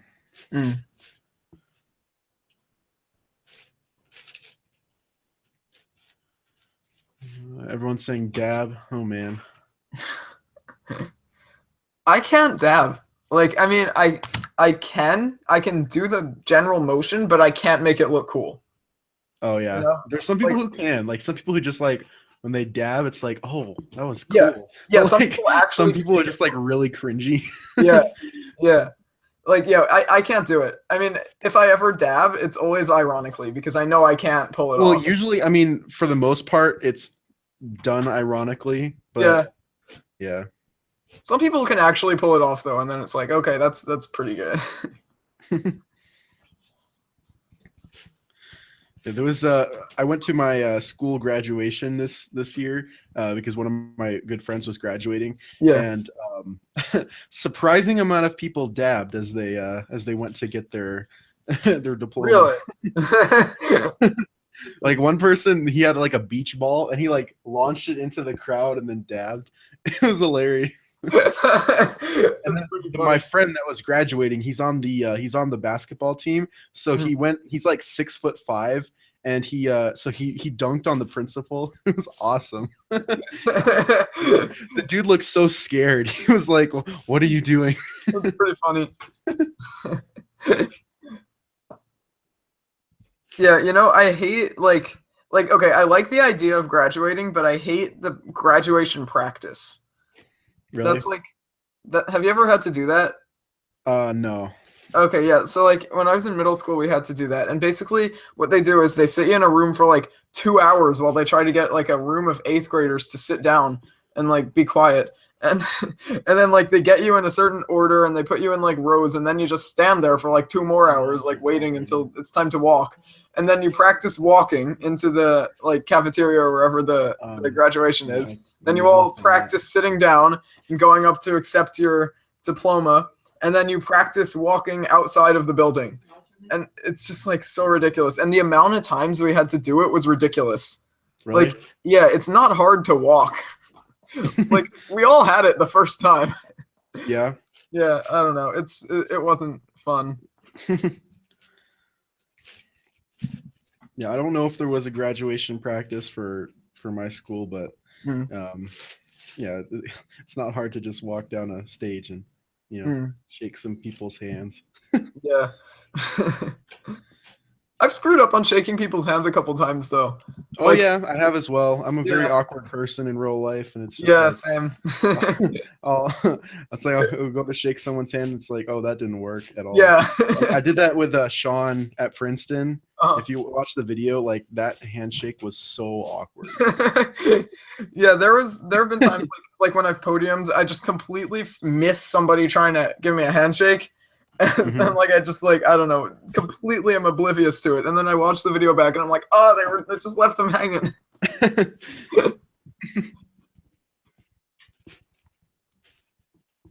Yeah, I'm a pretty awkward person in real life too, like that. I've noticed I bump into stuff a lot. Oh yeah, like, same. I just don't know where I'm going, and I just end up bumping into like people or walls or something. Yeah, I've done that at school a couple times. Like I'll even know where I'm going, but all of a sudden I'll just like get distracted and start veering off, and then I'll like bump into the wall. Yeah. It's like, what am I doing?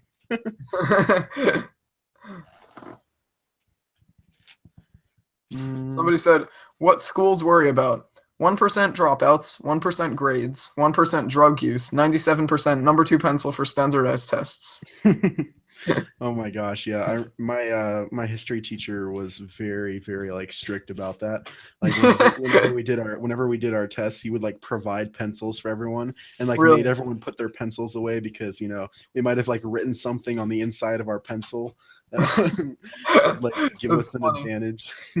That's so funny. Yeah, in a couple of years ago there was somebody who they took a biology test in my school. They were in my grade, and they got. Oh wait, 1 minute. I'll be right back. Sorry. Okay. Well, I'll be home before you go to bed. And be time for a walk. All right. You don't even have to go a while. Oh, I have the bucket, but maybe they'll resign. But tonight? Yeah. See ya. See ya. Sorry, are you still there? Yes. Okay, yeah. Sorry, my dad was going to the boardwalk or something. I don't know. He plays music, so he has a gig somewhere, but yeah, so I was saying bye to him. Anyway, oh yeah, what was I saying? Something about something. I don't remember. I don't know, whatever. Somebody in the chat will remind me if it's important. Someone said, what happened to my map? He just plays Minecraft now. Yeah. I remember, I feel like every new cuber is a huge Me, Myself, and Pi fan. Yeah, at first, definitely. Yeah.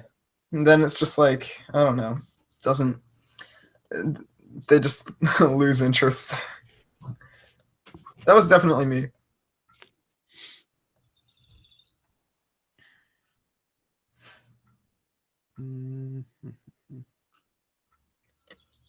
You think Felix will get the 3x3 average back? I kind of think so, Yeah. Probably. It's impressive how good Max Park is though. Mm-hmm. He's really good. Someone And said, really consistent too. Yeah, someone said, do you guys go to public school or private school? I go to public school. Same. I go to a small public school though, so you have to I don't know, it's very small, but it's technically a public school. Yeah, same for me as well.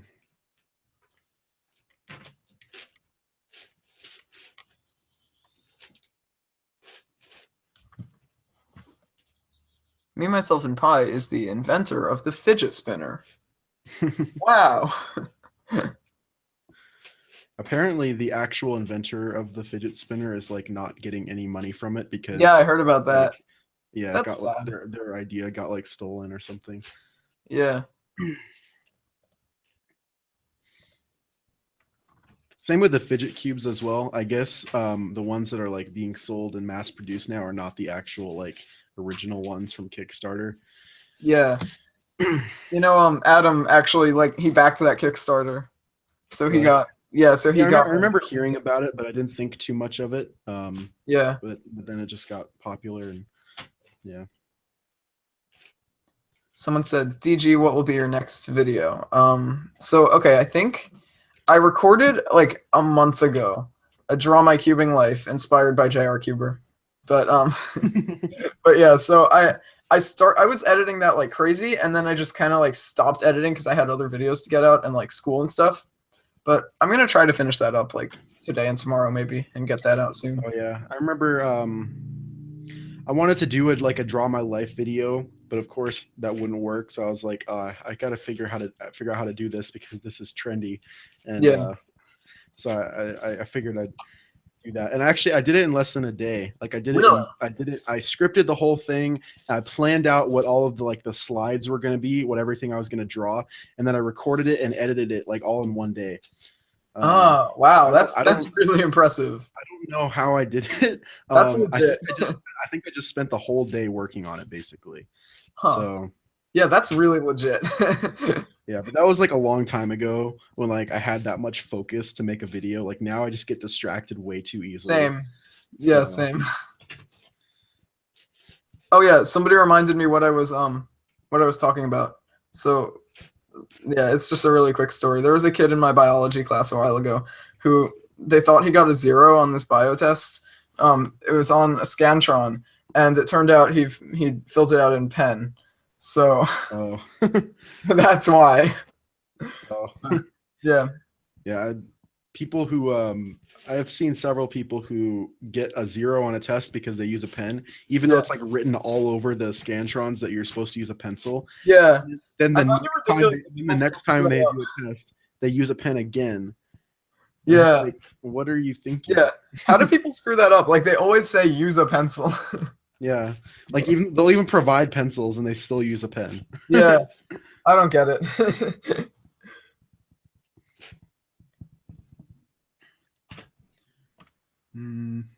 What's your favorite puzzle other than the Pyraminx? My second favorite event's probably 3x3, just because 3x3. But I don't know. I also like Megaminx and Feet. So yeah, those are my favorite events. I mean, Feet isn't its own puzzle though. So I don't know. I'll go with 3x3. How about you? What's your favorite event? Oh man, probably 3x3, but there's sometimes I'll get into more like big cubes and but usually it's just kind of like for short periods of time. Like overall, 3x3 is what I'll like practice most. Yeah.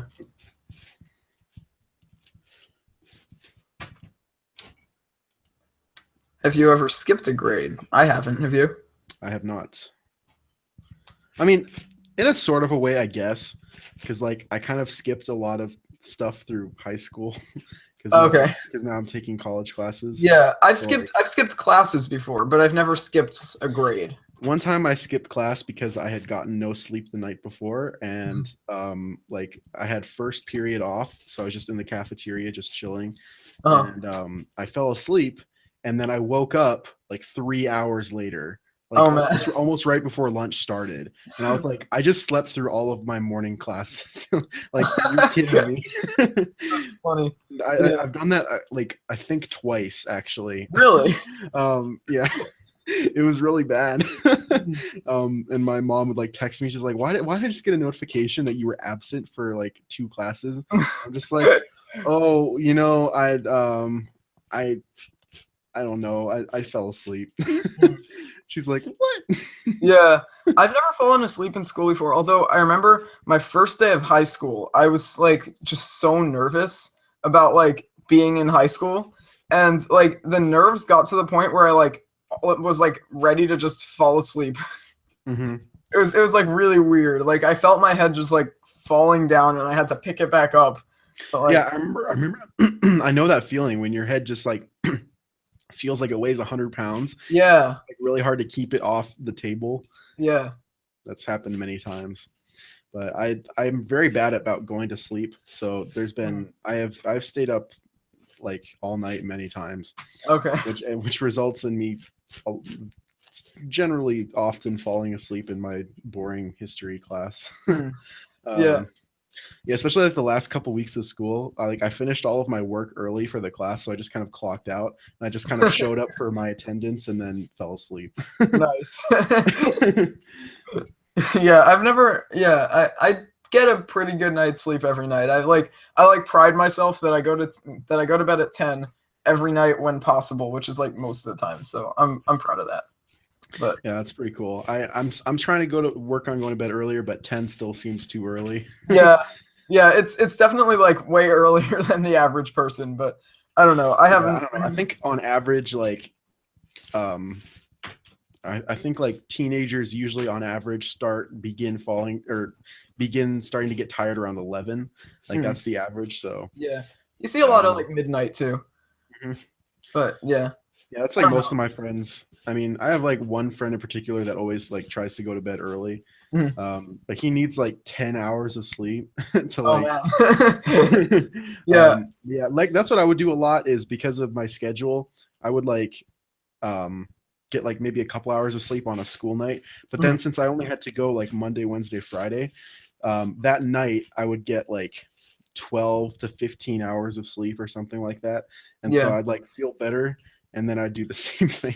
It was really bad. And I'm trying to not do that for next semester because I'm gonna have a similar schedule. Yeah. But yeah, personally, I just like my rule is if I'm not done with homework by 10, I go to bed anyway and figure it out in the morning. So yeah, like I just go 10 to 6 generally is my sleep schedule. So it's 8 hours a night. Yeah, that's like a really well-defined schedule. I wish I had something like that. Like, yeah, I'm happy with it. It works for me. Like on weekends it'll change a little bit, like, but I still get up early. Like usually I'm up before 7, like on weekends and stuff, just because I don't know. I've always been a morning person, so okay. I don't know. Yeah, I've always been a night person. Yeah. Could be troublesome. Mhm. Like not when I was younger. When I was younger, I'd be up by like 4. Like it was really crazy. But then once like high school started, it was pretty quick shift to just like late nights. Yeah. I think part of the reason I'm still a morning person is just like out of spite, because like when I was younger, I really loved getting up early in the morning, and I think honestly I still am. Like up in the morning because like the main reason is just because it works the best for me. But when I was younger, everybody would tell me, like when I would say, oh, I get up at 6 every morning, people would say, oh, when you're a teenager, you won't want to do that. And so I would always tell them, no, I always will be a morning person. So I don't know. I was always, when I was younger, I was always shocked at how my brother could like sleep until 12. Yeah. And then I became a teenager and I've like slept until like 6:30 one time. Really? Yeah. Like, and so I was like, okay, I understand now. That's crazy. People always ask me why I upload so late, and that's because like that's like early for me. Like, that's funny. Yeah, that's pretty funny. I think the latest I've ever slept in recent memory is maybe like 9, and that's only if I go to bed like past midnight. Wow. Yeah. Yeah. That's crazy. Like 9 seems early for me. Yeah. I mean, really, that is still the morning. So, but I don't know. If I wake up and it's past 8, I'm like, oh, I wasted an hour. You know, like just in my bed. What am I doing? Oh. I don't know. Like the morning is kind of like a very productive time for me. So I like to get up early and get stuff done. Yeah, that's cool. Somebody asked. Oh, yeah. Oh, I was just gonna say, like, generally the once about 9 o'clock like PM hits, that's when I start feeling like most productive. It's really weird. Interesting. Like that's I'll get like another like surge of energy almost. Like like sometimes a lot of times I'll be really tired throughout the day. 9 o'clock hits and I'm like, boom, I'm ready to go. Like it's really weird. Yeah, I feel like I get less, like the later it gets, the less productive I am, because I'm just like once it gets late, I just act like completely out of it. Like I can't do anything productively at all. Why can I not find this piece? Oh, it must be really hard to find pieces on that. Yeah, I think the biggest cube I've ever solved is my 8x8. I don't think I've ever done a 9x9. Really? Yeah. I mean, like I could, but it would take forever. Yeah. It's not that bad, honestly. Like once you get used to it, big cubes are pretty easy to do.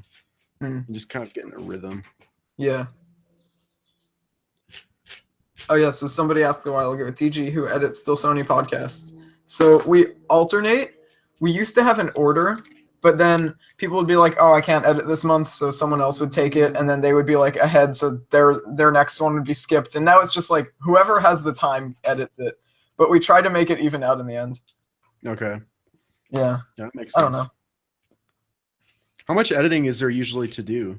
Like, it's a decent amount, because like, okay, usually like the first part is syncing all the audio together. Okay. And that usually takes like 5 or 10 minutes, just figuring out where it's right, like to get it perfect, like to the frame. And then after that, it's like, you know, basically just listening and cutting out anything where it's like okay, one thing that happens a lot is people talk over each other. So you got to cut out people talking over each other and just leave in the one person whose like message actually gets across. And and then like some parts completely get cut out because we're saying things that we don't want to say on the channel. Yeah. I'm just thinking, like, I remember when I did the podcast, when like, watching it back, there's like I remember like I was like, at the end, I was like, wow, there's not a whole lot that got cut. It pretty much all made it in there. Yeah, So- most of it ends up in there, but like certain Yeah. parts, just like sometimes if there's like a lull and people are quiet, that'll get cut out. Mhm. Or just like, you know, conversations about like like either things that are inappropriate or just like private information we don't include. Yeah. But yeah. I don't know. But yeah, so usually like when I edit, at least, I don't know how everybody else does it, but like I listen through once and edit out like do the biggest like editing stuff, then like cutting out the biggest parts of it that get cut out.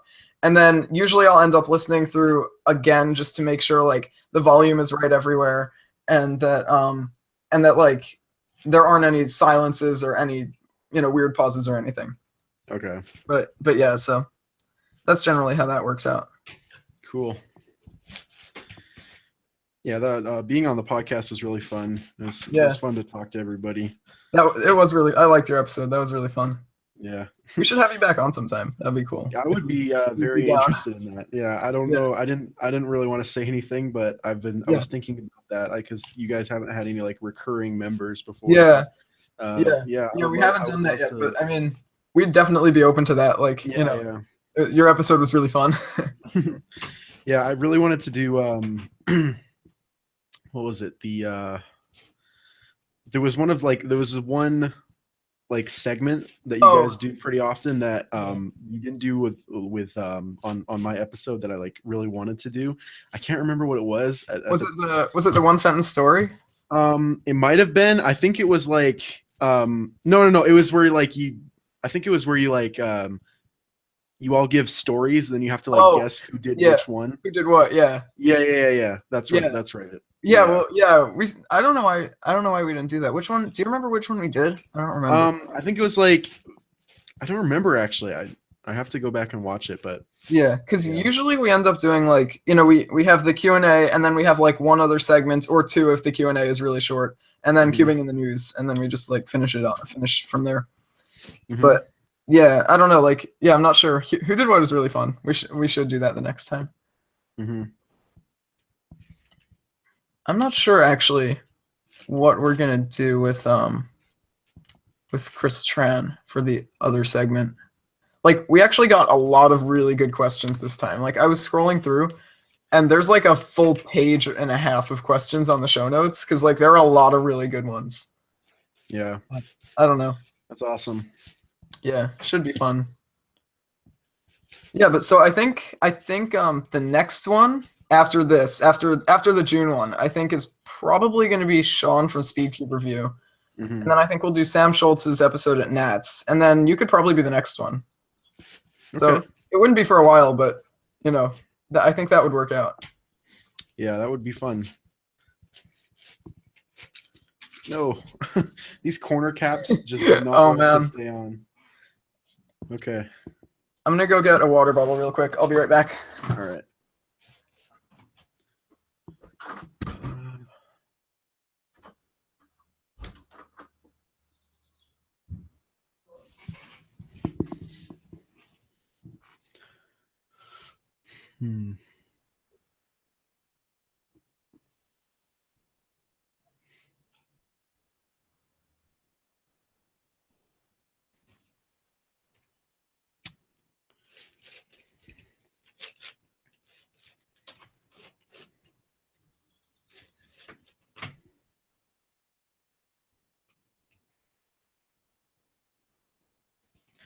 Okay, so just on to last two centers now.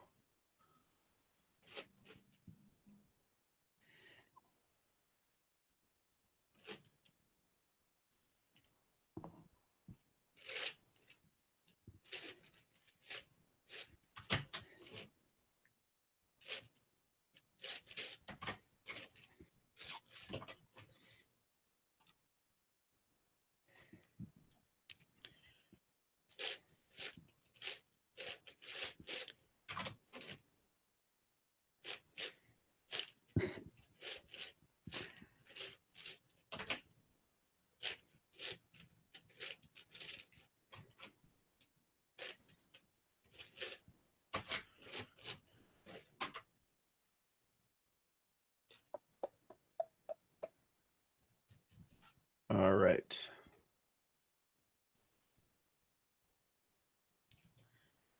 Making progress. We're on the last puzzle, last centers.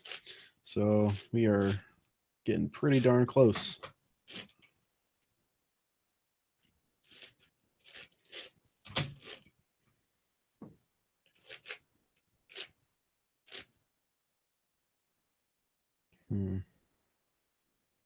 Where is that piece?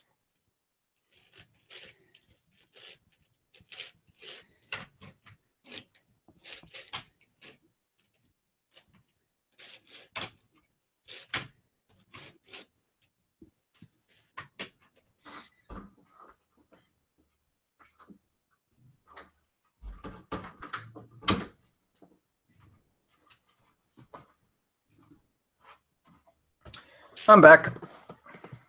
Okay. How's that solve going? I'm on last two centers now. So making progress. Yeah. You know what? As a tribute to the stream, I'll do a 7x7 solve. Let's see. Let's look through the comments real fast.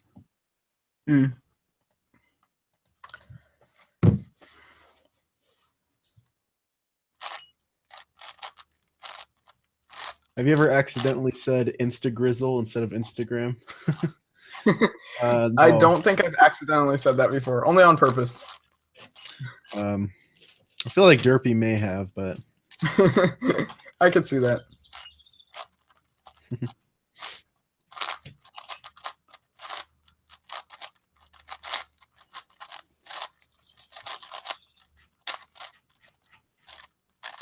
yeah, someone said Chris Tran is the nicest cuber in the community. I would agree with that. Yeah, he is a very nice guy. Yeah, I met him at Princeton. He was really cool. His voice is so soothing too. I know. Like I think he made a video a while ago, like Chris Tran reads a book or something, just because people asked him to. Yeah.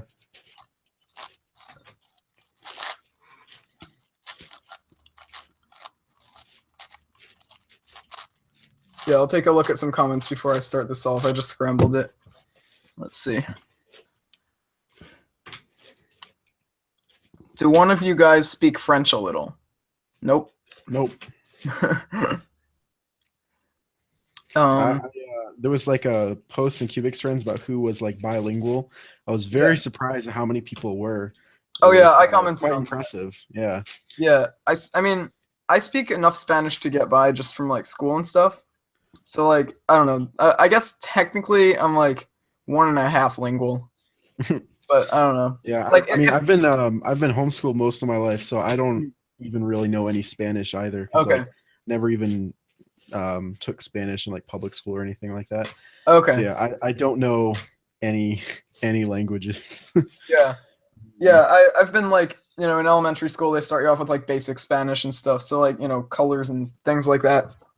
And then like middle school it gets kind of more legit, and then high school they actually teach you how to speak the language. So like if you put me in like a Spanish speaking country, I could get by, but I'm gonna talk like kind of slowly just to like get my thoughts out in my head first.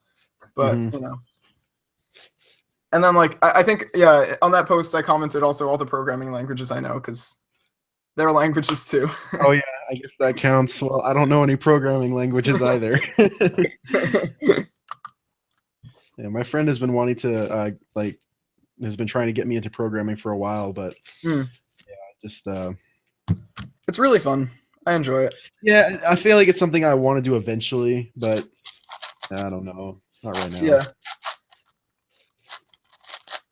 it's like a very promising career path now too, because like they need way more people in the field than they have. So yeah, my brother is a programmer. Oh, really? Yeah, he was like completely self-taught. Like he got hired before he even knew anything because they needed someone like so badly. That's they impressive. were just like, "We'll teach you. Just take the job." That's pretty cool. Yeah. How old is he? He's 22. Okay.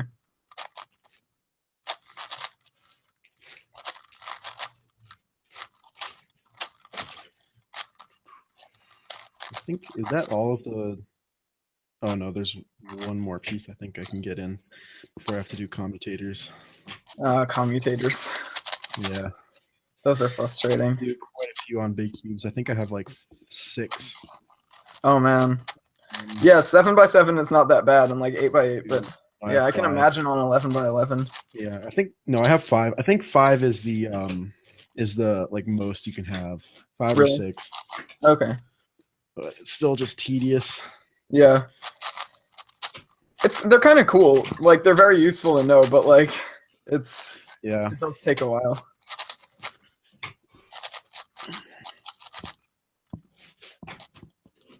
Have you ever done any blind events? No, that's another one of those things that's like something I want to do, because a lot of people always ask me like non-cubers, they're like, can you solve it blindfolded? And I'm always just like no. Yeah, not really. And they're always just like, oh, well, you're not as impressive as I thought. Yeah. See, like a lot of people when they ask that, they're like joking, but then it feels really good to be able to say yes. Yeah. Like I would want to get to the point though where I could be like, you can do it blindfold, and they're just like, okay, do it right now, and then you can like scramble it and then like be able to do it like a successful attempt within like a couple of minutes. Yeah. You know? I'm not really at that point, like, because I get a lot of DNFs with blind. Yeah. I don't know. When I get a success, it's like I don't know. It's I think my PB is like a 122 or something. Mm-hmm. So like it's like decently fast, but like not too fast or anything. Yeah. But I don't know. I don't get successes that often. Yeah, I'm not really so much into like speed cubing anymore. So like I thought it'd be kind of cool to like start getting into more obscure events like FMC and blind and stuff like that. Yeah. Like I thought that might be fun to kind of explore that, because FMC seems really interesting. It is really cool. Like all the techniques and stuff that you can learn. Yeah. I feel like you'd be good at that kind of thing because like, I don't know, you seem like you're good at like solving puzzles and stuff. And that's kind of like what FMC is. Mm-hmm. Yeah. That would be pretty fun to try, I guess. It seems like a lot of more like older, more experienced cubers are the ones that get into FMC. Yeah, I've noticed that too. And then you got like Rami. Yeah.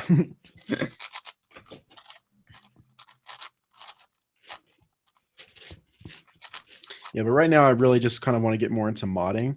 I finally have like a nice modding setup going. Oh, so nice. I'm gonna just be working on that a lot this summer. So that's cool. Yeah, I never really got that into modding, but I'd kind of like to try it sometime. Yeah, I've always been into it, but I never like started doing it like a lot. But just like Nathan's actually been a big inspiration for me because of like how much his channel is growing. His channel right now is growing faster than mine is. Really? Oh yeah, he's gonna pass me out pretty quickly. That's impressive. His channel is growing insanely fast. Yeah, it's growing really fast, and he's got big plans like for what he wants to do with his channel. Yeah. So I'm very excited to see that. But he's just like he just mods 24/7. Like I've never seen him do anything else. Yeah. Yeah, I remember when I had more subs than him, and then it's just like, wait, what happened? Yeah, I think like last month when he did that 30-day 30 build series, he gained like 12,000 subs. In a month? Yeah, in a month. Crazy. So he's growing really fast. I think my best month ever is like 2,000 subs. Mm-hmm. Mine is gosh, I want to say like I don't think it's above 10,000. But it might be. I don't know. Well, yeah, you were growing really fast for a while. Yeah, it like December of 2015 I think was my biggest month. 2015 or 16, I think it was 2015. Yeah, so that's really impressive. What do you average like now per month? For like views or subscribers? Subscribers. About 5,000, I would say. 5,000 or 6,000. But like Nathan averages like 8,000-9,000 a month. So that's very impressive. Yeah, and he gets more views on average too. Like well, collectively, because he's got a lot of videos that kind of are like have gone viral. Yeah. So that one video about like how to solve a Rubik's Cube with one algorithm. yeah, he's got a couple of like how to solve a 1x1 videos that have like millions of views. Yeah. And one of those actually got memed. Like it was on iFunny, like on the featured page of iFunny. Really? Like, yeah, it was like a screenshot from his video, and I was just like, oh man, I know him. I felt I felt like Buddy, like from the Elf, like on when that fake Santa comes. Oh he's yeah. just like, I know him. That's so funny.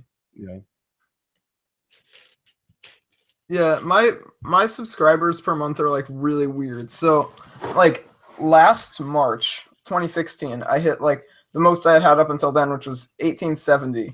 And then every month after that, it went down until by October 2016, I got 474 subscribers that month. And then it started going up again. And by January, I had 1986. February, it went down. March, it went over 2000. And then April, it went like way down. And May, it's like down again. So I don't know. It's very weird. I feel like March is probably my biggest month. People are saying to add Derpy. Don't know if he's awake yet. He's in Virginia. Oh, really? Wait, well, okay, he was in Virginia for a comp yesterday, and I know he might not even be back. He might not be on the podcast tonight because he might not be back in time. Okay. So I don't know. Yeah, so he's not. I don't think he's able to join, but I don't know. I can ask him on Facebook where he is. I feel like if he were home, though, he would probably be on the stream at this point. Yeah. Well, I mean, it's gonna end pretty soon because I'm almost done with edges. So, oh, that's true. Yeah. I don't think I'm gonna keep it going too much longer after I finish this up. Yeah. How long has it been going now? 3 hours. Wow. Or so, which is a bit less than I thought it was gonna be. I was estimating like 4 or 5 hours, but it's gonna be a bit less than that. So that's good. Yeah. Do you think you'd ever go for like any kind of like endurance world record for cubing, like how Roe did the like 24-hour thing? Oh yeah, I mean, I don't know if I'd want to put myself through that. I mean, did he stay up for like 24 hours? Like did he do it, or did he ever like take a sleep break? He had like a couple 5-minute breaks built in, I think, but that was it. Really? Wow. Yeah. Yeah. See, I don't like caffeine, so I doubt my abilities to be able to stay up for 24 hours straight, just continually solving. Yeah. But yeah, I mean, I think I did pretty well with that 29-hour live stream over the course of like 4 days. Yeah, I remember that. I was on part of it. That's probably as like in terms of like endurance, like that took a lot out of me. Like, you think it wouldn't be that hard because you're just like sitting there, but like it's when you have to like engage an audience for that long and like solve for that long, it's really annoying. Plus, just like sitting for that long is like not good for you. Yeah. Like there were several times where just like I need to stand up. Yes, I know what you mean. Yeah. Yeah, like there have been times before where I realized, wait, I've been sitting at my computer for like 3 hours. I should like get up and do something. But yeah, I don't know. I don't know why I subjected myself to that. I was really thinking that it wouldn't take that long. But yeah, that was something I will never do again. How many cubes did you have then? I don't know. I think it was like maybe 250. Okay. But I didn't have any of the Yuxin big cubes. I didn't have the Terraminx or the Petaminx, which now I have 2 Terraminxes. So that would take even longer. So yeah, I didn't. There was a lot of big cubes that I didn't have back then, which made it a little bit more bearable. Yeah, I feel like I'm trying to figure out what I would get on that, because like I have like 120 cubes maybe. Didn't Derpy do one of those streams? Did he? I don't remember. Think so. I thought it was, but it was only like 3 hours or something because he like just has speed cubes. Oh, Maybe it was something else. I don't know. It might have been like his streams are usually late at night and I'm like asleep, so I don't know. Yeah.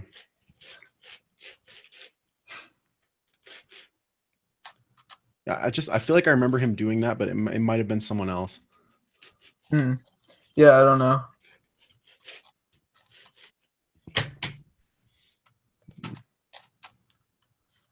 I know that RedKB still hasn't solved all of his puzzles from that time that he got them scrambled. Yeah. Like 2 or 3 years ago. Yeah. But no, it wasn't. No, it was like last year, right? Wasn't it? I think it was last year. I think it was April Fool's Day. I think that was 2016. Mm-hmm.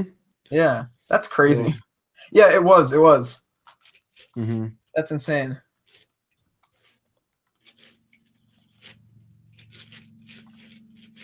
People are asking me to solve a Pyraminx live. All right. I'll pull up a scramble, see what I can do.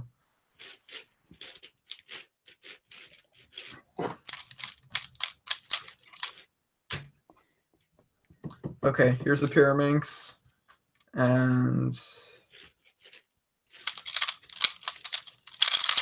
there you go. Now it's solved.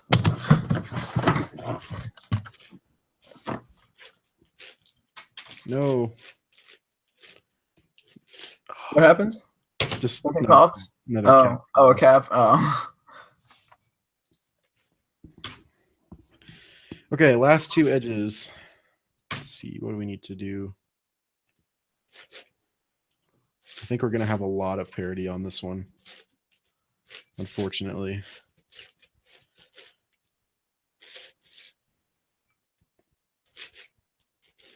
Oh, actually, no. Never mind. Cool. This is actually really easy. How many edges left? I'm just doing parity now. Oh, okay. So, oh, nice. So you were very close. Yeah.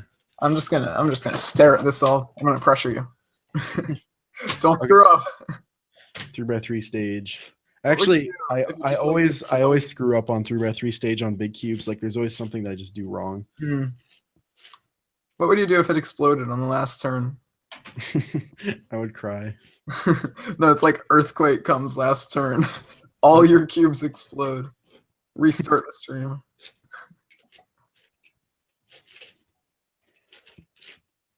Didn't that happen to Kevin Hayes one time, like on the last turn of a 6x6? Yeah. Yeah. Oh, that's terrible. I remember that. I'd probably just give up at that point and just be like, nope, I'm not solving a cube ever again. Yeah. Yeah, I'm just done cubing. You should learn full OLL. Oh, really? Come on, JR Cuber. I'm doing a 2-look PLL as well. You should learn full PLL. Crap, I have a Z perm. This is really bad. I hate that you have to watch this because now I'm doing 2 U perms. No, you have to wait. You gotta do the beginner's U perm though. All right, there we go. Last move. Ooh, what's gonna happen? Is it gonna solve? Oh, look at that. All right, there we go. 11x11, and what is that? 9. This is 10. Here we go. 10, 9, 8, and nice. That looks really nice, except the 7x7 has a different color scheme. Look, is there? Wow, that's awful. There isn't a single side that has the same color on every. That's bad. I think green might be the closest. We'll do green. Oh man, it's still a little bit off, but that's all right. Also, that's annoying that the logo for the 11x11 is on a different corner than the others. Yeah, it's just like those. Ooh, you could swap the corner caps. You know, I could. I might actually do that. Let's see if I can get it off. I never even thought of that. I don't know why. I was always just like, oh, that's annoying, but yes, you can just switch the caps. Okay. Just peel the caps off. Yeah. Nice. Is it in the same like direction now? Yeah. Nice. It should be. Oh no, the sticker is rotated. They're all rotated. So. Oh, okay. That's fine then. Okay, get that cap on. Come on.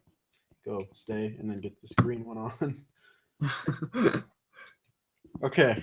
Nice job. Look at that. All right. There we go. Okay. Well, I think that was about a little over 3 hours, 3.5 hours or so. Nice. Cool. Good job. Well, thanks for coming out to the stream, Thanks for having everybody. me. This was fun. Yeah, thanks for coming. And I think that's about it. I think I'm just going to end it here. So, All right. yeah, thanks for watching, everybody. See you guys See ya. later.